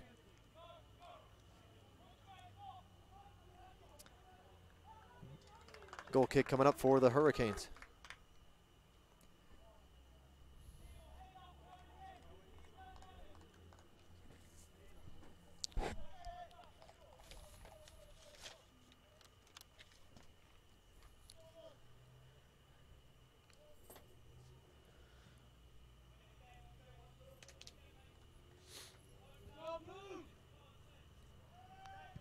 Another lower kick, a little farther than the last one from Bazzano.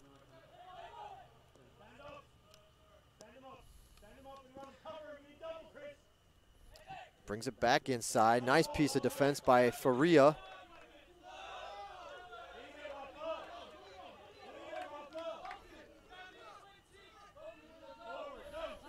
Minute and a half.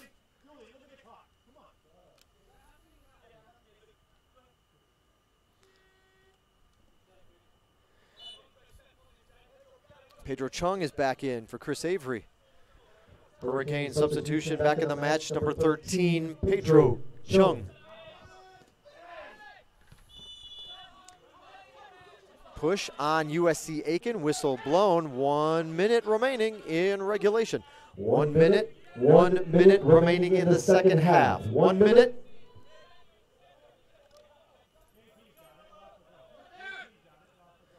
Final minute. Hurricanes in no hurry. Coach Russ stopped the clock with 41 seconds to go. Perhaps the Hurricanes taking a little too long. I guess he wants the player to back up from USC Aiken. So he gets one of the Aiken captains to back up. 41 seconds there. We'll hit the whistle, and the ball's back in play, and here we go. Final 41 seconds. Still no score. Can the Hurricanes deliver some late heroics? Elias down into the corner it'll go. GSW with the kick. 30 seconds to go. One last crack at it here. Can the Hurricanes score off the corner? No. 20 seconds. This exchange would most likely be it. Here it comes from Elias to the back post. The header up in the air as it bounces around. 6 seconds. 5, 4, 3, 2, 1, 0. Well, folks, 90 minutes, not enough to decide this one. We are going to overtime. 5-minute break coming up for the guys here, a 5-minute break, and then we'll head off to our first overtime period. The first team to score a goal would win the match. Golden goal coming up. Again, 5-minute break followed by a 10-minute first overtime if necessary. And again, as soon as a goal is scored, the match is over. Well, before we set up any music, why don't we just take one more look here at what lies ahead for the Hurricanes. A quick peek at the upcoming schedule for Georgia Southwestern. There'll be a 10-minute, again, overtime period coming. As I mentioned, there's only 4 matches left on the schedule this year. It's hard to believe, but this is what is still on tap for GSW. It's a road trip to Francis Marion. The Hurricanes' only Peach Belt Conference win last year came in Florence against the Patriots on their home turf. They'll have to go back again this year, and that'll come up on October 13th, 1 week from today. It's all Saturdays there for a home. As I mentioned earlier, Lander is the next opponent. That's the Canes Cornhole Championship evening on October 20th, Saturday. 5 o'clock is the match time. 5 o'clock is the men's match, actually, and it's the women that play at 7:30 that evening. Flagler on the 24th, the midweek game down there in St. Augustine, and then back for senior night on October 27th to round out the regular season. That's a look at your upcoming schedule for the Hurricanes and Coach Russ. Well, we're going to take a minute. We're going to mute the audio so we can play a little hype music, see if we can bring a little energy back to both of these teams as they've been battling for 90 minutes. You're watching Georgia Southwestern State University men's soccer here on the Surge Sports Network.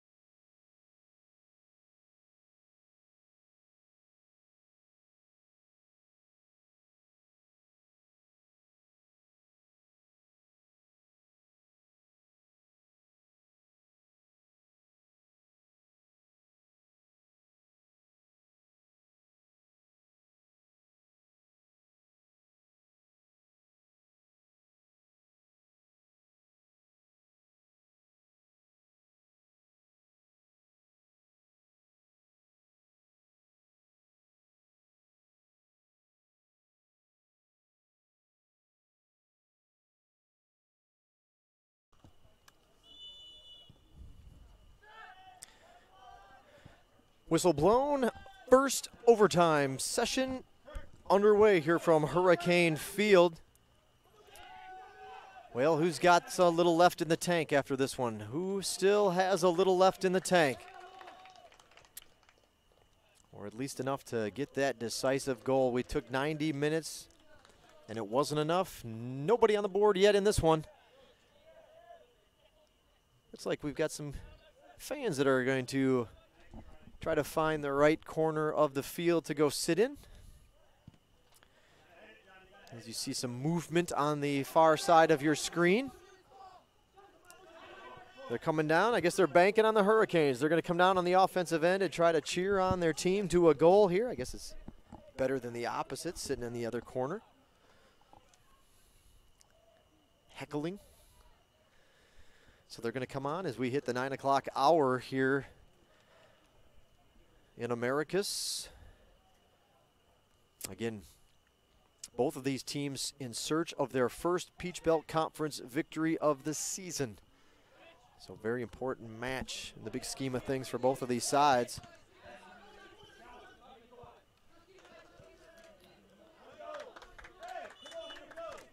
Substitution coming in. Georgia Southwestern substitution checking in is number 11. Back in the match, Mateus Alves. So Alves gets an extra break, or a minute or two break.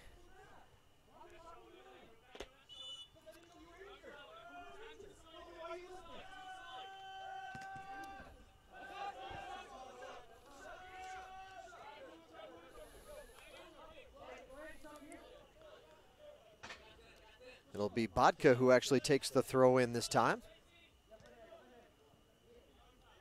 Bodka will give the line drive to Alves. Alves quickly triple teamed. He'll somehow work his way through it, but he can't get through the fourth man. This one will deflect back to the keeper. As you see a gathering of GSW students and fans down in the left corner. I think they're ready and hoping they get a chance to celebrate with their home team tonight, but it's been a battle. You can't forget this side because Aiken is waiting for a good look of their own here to put it together. They've got the ball quickly, 2 men down. Nice piece of defense, good work, clear, and now he's got a little space. He can flick it back to the middle, and a good job defensively by Bodka on that exchange. Man on, they'll try to get it back to Bodka. It'll be a throw-in for the Hurricanes. 7 minutes to go in the first overtime period.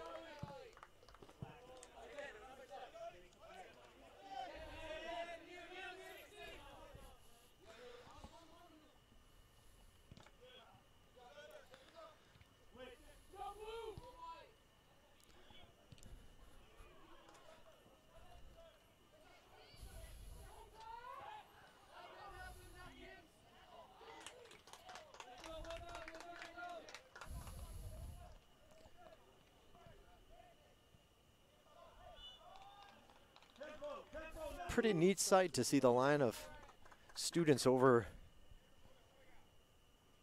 off the field but by the goal, and hopefully the Hurricanes can give them something to cheer for. Kind of neat. Haven't seen that yet.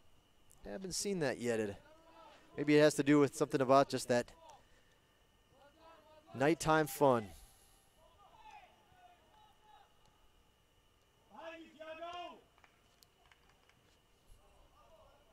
Pacers will maintain possession. Under 6 remaining here in our first half, or our first overtime period.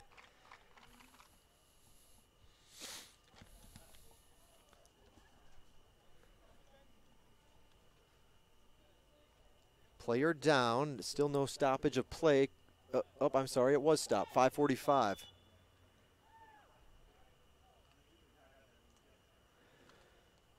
Athletic trainer for the Canes, Bryce Lawson, will make his way out to treat and check in on the injured player. Maybe we can zoom in. I can't see who that is, what number we've got. Will it let you go any tighter? Looks like we got some cramping going on. Stretch it out. 5:45 is the official time on the stadium clock. 5:45. Again, this is the first overtime period. Looks like it might be, let's see who we got. Is that Faria? Okay, perfect. There you go. In fact, it is Rafael Faria. Cramping up here. Muggy evening. That breeze that we had earlier has been gone for most of the second half. And it's just kind of turned into more of a muggy evening. Still better than playing at 1 in the afternoon, though. So Faria is going to take a break. We don't know if he'll be able to go and get back in. He's still kind of holding his, looks like maybe holding his hamstring as he comes off the field. Divin Moak is the player who will check in.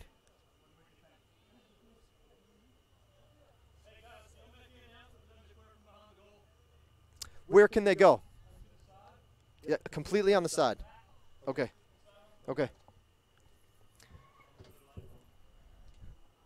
All right. Yep.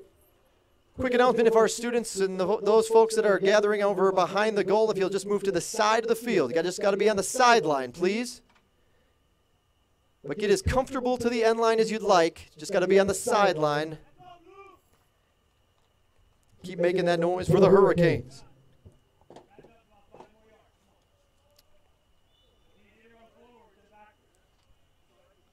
Well, they shot that down in a hurry. The referee ruining that little party. But they'll step over to the side and maybe still get a chance and maybe even be closer to the action, quite honestly. Can Moak break away? The defense is looking. He's got his back to the goal. They'll kick it. The kick is up. He had to kick it quickly, so it's the Hurricanes that'll get there. Bodka to Sayers. Sayers gets past one. Will he be able to turn? Quickly converging. Yep, now he's got a couple of bodies around him, a couple of guys in blue. Bodka's got a man pursuing from behind. Takes it to the one spot, squirts it through. Alves a little space. The shot high and off the back screen with 5 minutes to go.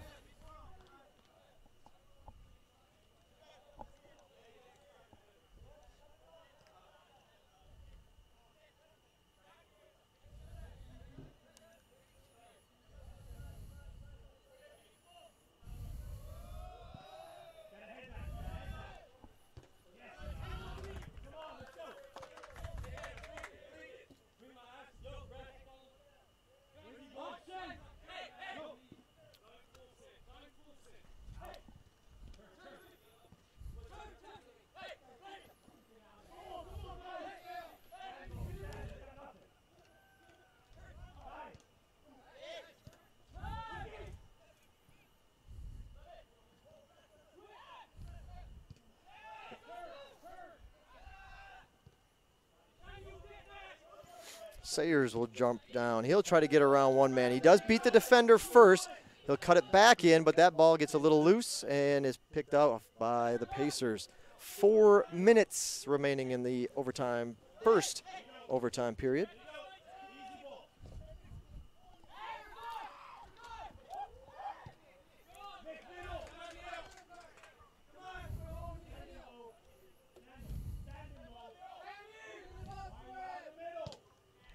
Kicked away, throw in coming for the Pacers.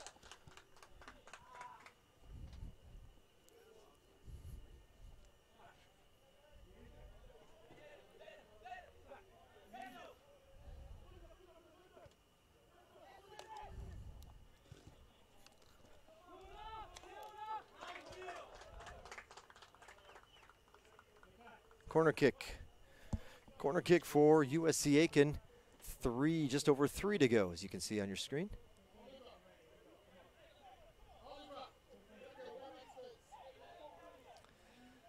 This will be the 6th corner of the match for USC Aiken. The kick is up, it's away. One hops inside. They'll get it right back, and they'll do it again.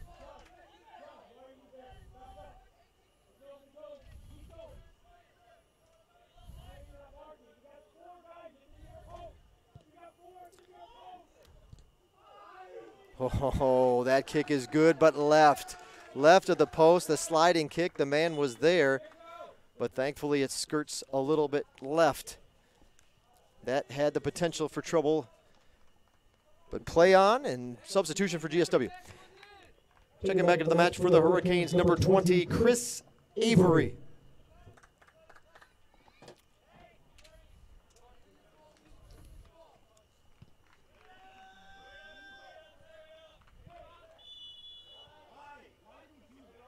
Pushing the back on the Hurricanes. That'll be another foul on GSW, their 11th of the match.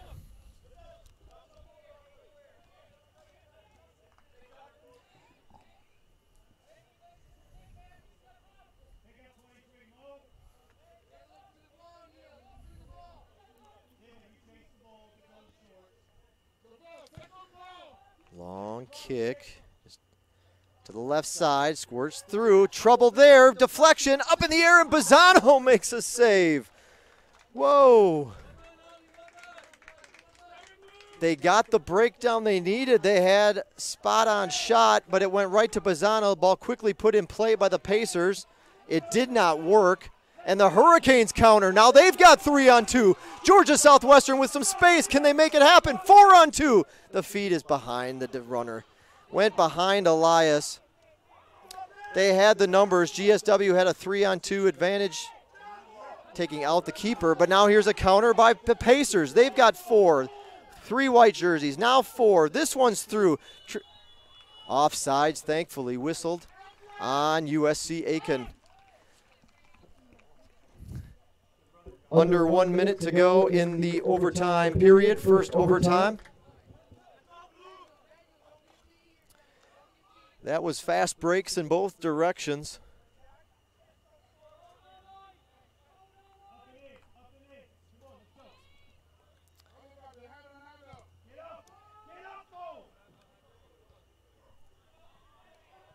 Avery. Throw in coming. Time ticking away. Can GSW get one more push yet before the horn? 10 seconds. 9, 8, 7, 6, 5, 4, 3, 2, 1, 0. Well, that'll do it for the first overtime period. We'll play one more overtime session. This break will be a little bit shorter, only a 2-minute break for them to get a drink of water. 2-minute break, and then 10 minutes on the clock. Again, a goal by either team will end the match. And this will be the final overtime period. Just a moment. Play will resume. Well, 100 minutes wasn't enough to decide this one. We'll go into a second overtime period here from Hurricane Field.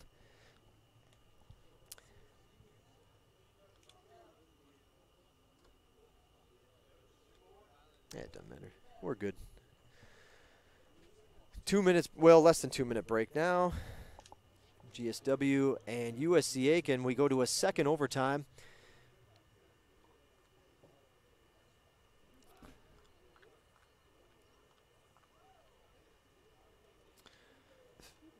Let's see what we got here.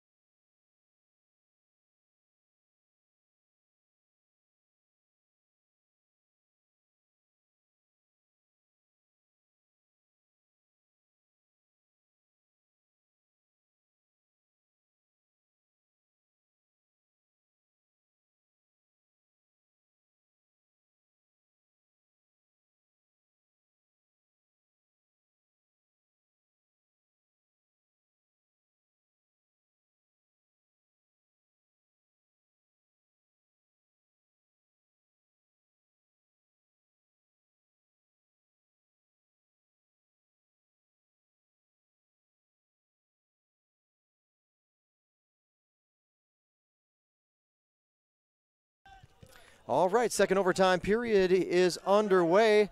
Those fans will be moving back to the side. Interesting, they were there the whole match, but back and forth during regulation, minding their own business, but now they're moving. I guess it's just trying to take away the home field advantage here that we've got going on, apparently, and keep things on an even playing field.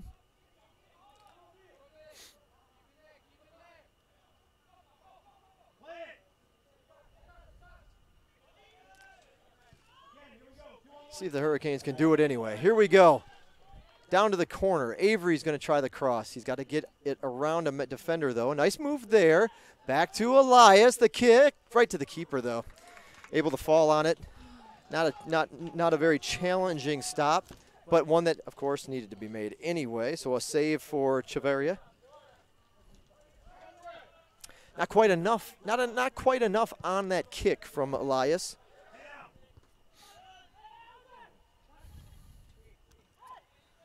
A move back to the left side now. Chris, get there! Chris, get there!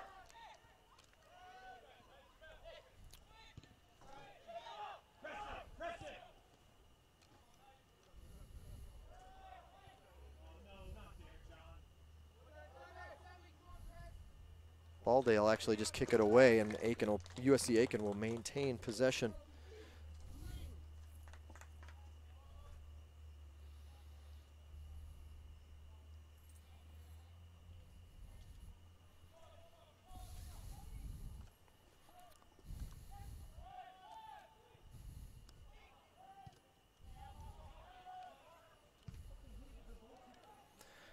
Throw in coming for Georgia Southwestern. A couple of minutes now expired here in our final overtime period. GSW's got a little something. They're going to have to make it work. The squirt through. The kick, no offsides. Oh, save! What a stop.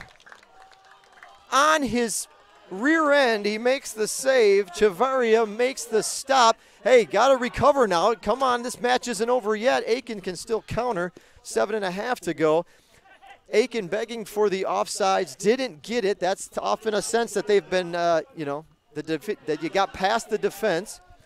And the kick, just not quite what he wanted to put on it, and it's actually somewhat of a slow roller. That Chavarria still on his rear end, able to make the stop and keep the match alive. Hurricanes denied an opportunity for the win. Well, Aiken will now set up, and they've got an opportunity to get a look on their end of the field.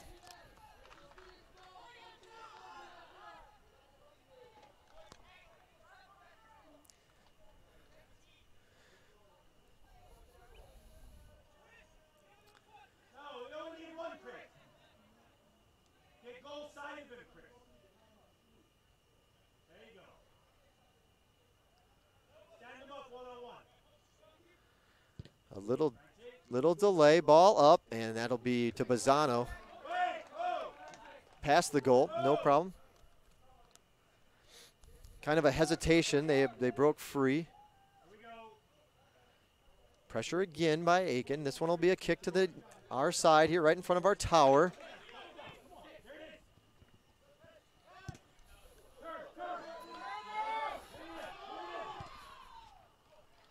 To the outside, to Sayers. Sayers thought about it, now he'll pull it. Pulls it back again. This time he feeds it, nobody there.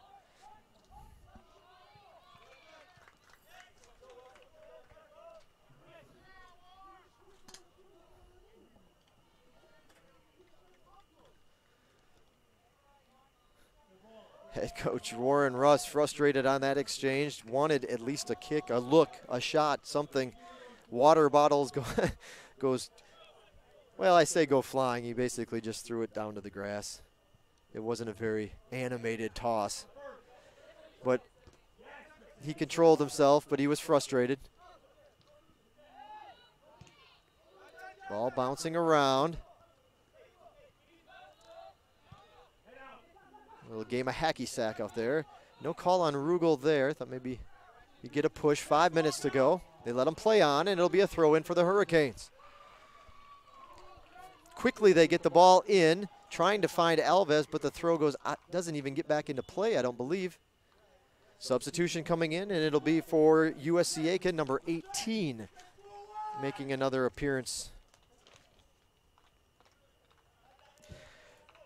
USC Aiken substitution number 18, Daniel Henkin, back in the match.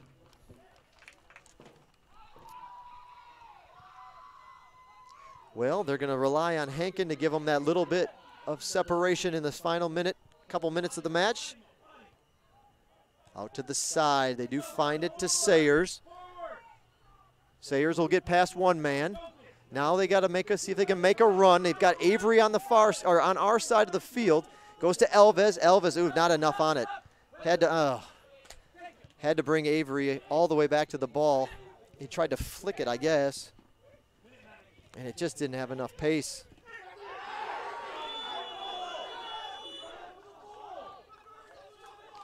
They'll stop the clock at 3:55.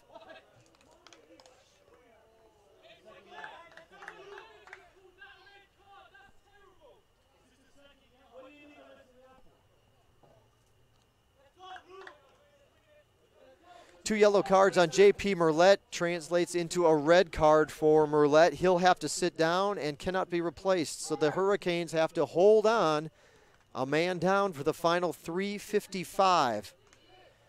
So GSW now in a position where they may just have to hang on, and unless something presents itself. Bazzano goes up and grabs that one, holds onto it when he comes down.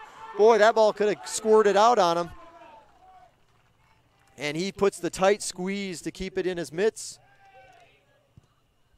And will boot it away. Well, I'll give Aiken good credit. They know that Bazzano must like to kick it off the ground. And when they see him roll it out, they go hard at it and make him speed up his kick a little bit. Substitution for USC Aiken. USC Aiken substitution number 15, back in the match, Ricardo Pineda. So down a man for the Hurricanes in this final 3+, second overtime period if you're just tuning in.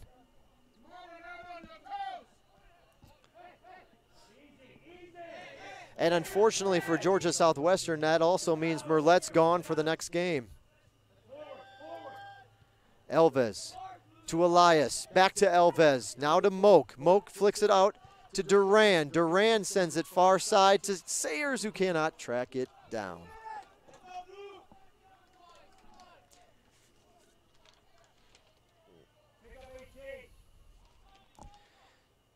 So that's a tough one, because up next for the Hurricanes is a trip to Florence, a team that they beat last year on their own turf. I'm sure Francis Marion would like payback, of course, right? 4-4, 1-1 in Peach Belt play are the Patriots before tonight's action. But they'll have to do it without J.P. Merlette, who will be unavailable to play due to the red card here tonight.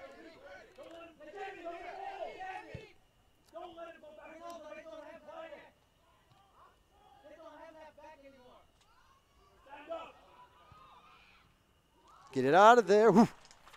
Bazzano holds on.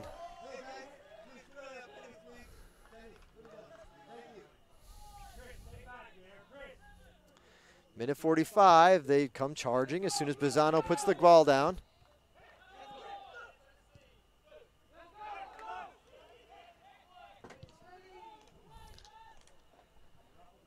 Kicked away.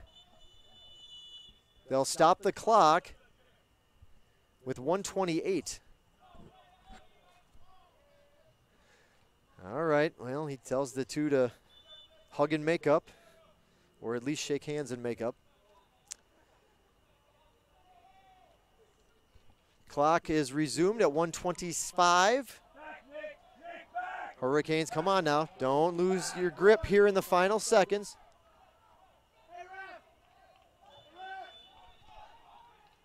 Whistle blown. Clock still running as we approach 1 minute.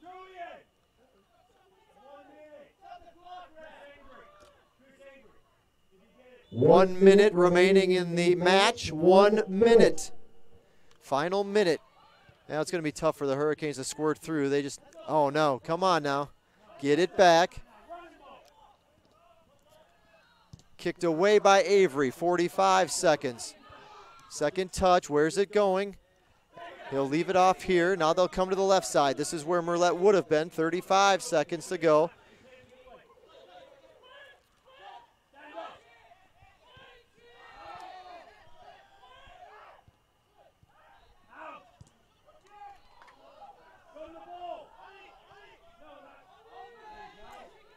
And now here comes the long kick back the other way.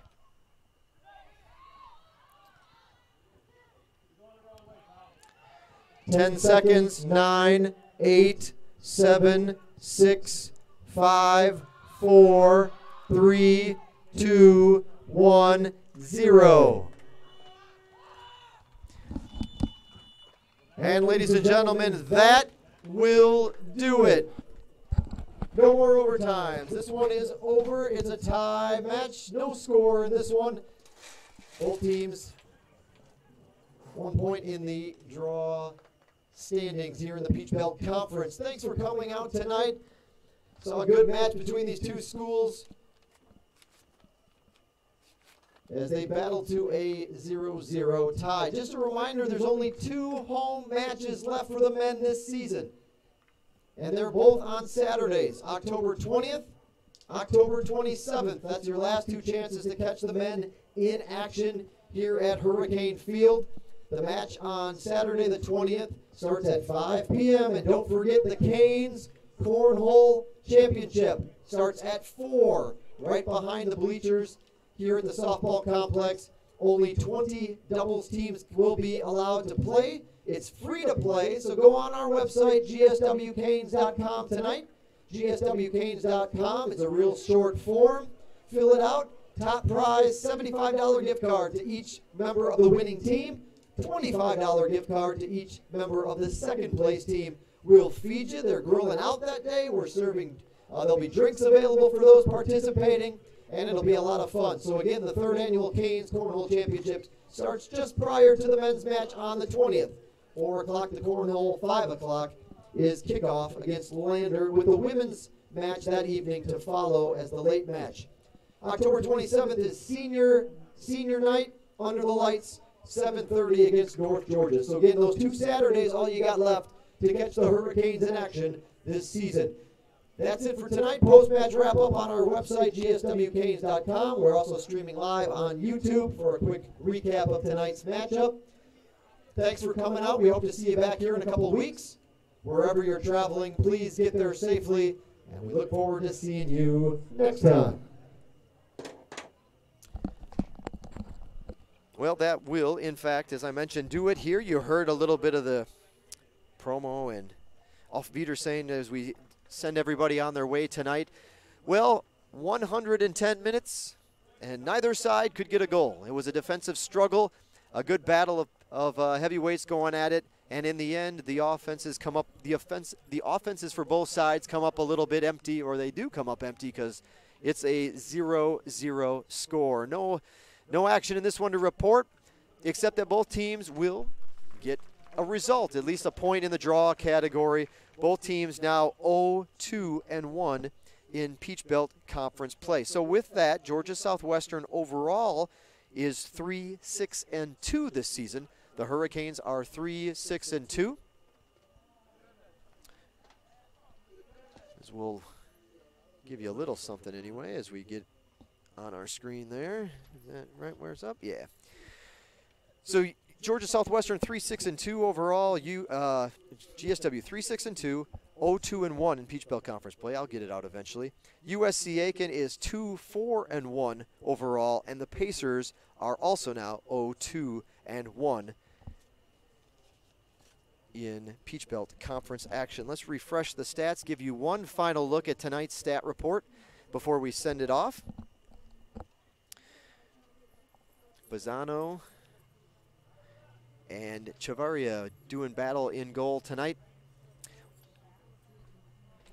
So in this one, it goes a little something like this. The stats will read like this. Georgia Southwestern claws back in this one. It's USC Aiken that holds a slim 17-16 shots advantage in the match. That's overall shots. If you take a look at shots on goal, it was 11 to 5 in favor of the Pacers. So the Pacers more than double up the Hurricanes with shots on goal, keeping Bazzano busy in between the pipes for GSW. Bazzano had to make 8 saves in the match. The Hurricanes helped him out 3 times for a total of 11 saves on behalf of the Hurricanes. Hurricanes forced to make 11 saves. USC Aiken. Chavaria makes 4 stops, and the Pacers stopped 1 as a team to help him out for 5 saves in the match total for USC Aiken. Corner kicks, USC Aiken took 7 from the corner. GSW knocked 3 corner kicks here tonight. Fouls ended up being a 13-8 tally. 13 fouls whistled against Georgia Southwestern, 8 against USC Aiken. No scoring to report. The only other news, J.P. Merlette gets a couple of yellow cards. He has to leave the game with a red then after late in the second half, or second overtime period rather, about 3.5 minutes to go. So Merlette will be unavailable for the match at Francis Marion next Saturday. So the Hurricanes will have to prepare defensively without Merlette. They'll lose there. I mean, you saw he was definitely the guy they went to constantly for the throw-ins as the evening progressed. So they'll lose that weapon on the throw-ins. Merlette by far can throw it the farthest of anybody that we've seen on the team so far this season, but somebody will have to step up. Hurricanes travel again. They're off until next Saturday when they'll go to Francis Marion. That will be a 7 o'clock kickoff. You heard me mention it. Only 2 home games left, the 20th and the 27th. The 20th and the 27th. Lander and North Georgia, the opponents respectively, both of those days. So that will do it. That'll wrap it up. I believe the next match will actually be a ladies match. But you know, you can catch the Yeah, they'll be here home next Saturday against UNC Pembroke. That'll be our next broadcast on the Surge Sports Network. And again, if you don't want to make note, you don't want to flag it down, you don't have it scheduled, you don't have it in your calendar, it's no problem. I'll put out one last push for you to subscribe to this YouTube station. GSW Athletics is always how you can find us on YouTube, GSW Athletics. Just click that little red subscribe button and then choose to receive notifications. That way, whenever we go live or whenever we post a video, you'll be notified. You'll know to be ready, and you can get to your computer or your phone and pull up the action. That way you don't have to schedule it. You don't have to wait for it. You don't have to think about it. We'll let you know when we go live, and you can catch all the action here on our YouTube station. Again, GSW Athletics is the channel on YouTube, and this channel is the hub of the Surge Sports Network. And that's where you've been watching us tonight, the Surge Sports Network. One final plug, social media-wise, GSW Athletics is also how you can find us on Twitter, GSW Athletics on Twitter and YouTube. And if you are a Facebook or Instagram user, it's a little bit different. It's GSW Hurricanes. GSW Hurricanes on Facebook and Instagram. That'll do it from Hurricane Field. No score in this one. We battled to a tie, 0-0, USC Aiken and GSW. Thanks for tuning in tonight. We'll hopefully catch you here next Saturday when the women take the field, or otherwise on the 20th for Lander in men's action. Until then, have a great rest of your week. Have a great rest of your weekend, and we look forward to seeing you next time. You've been watching Georgia Southwestern State University men's soccer on the Surge Sports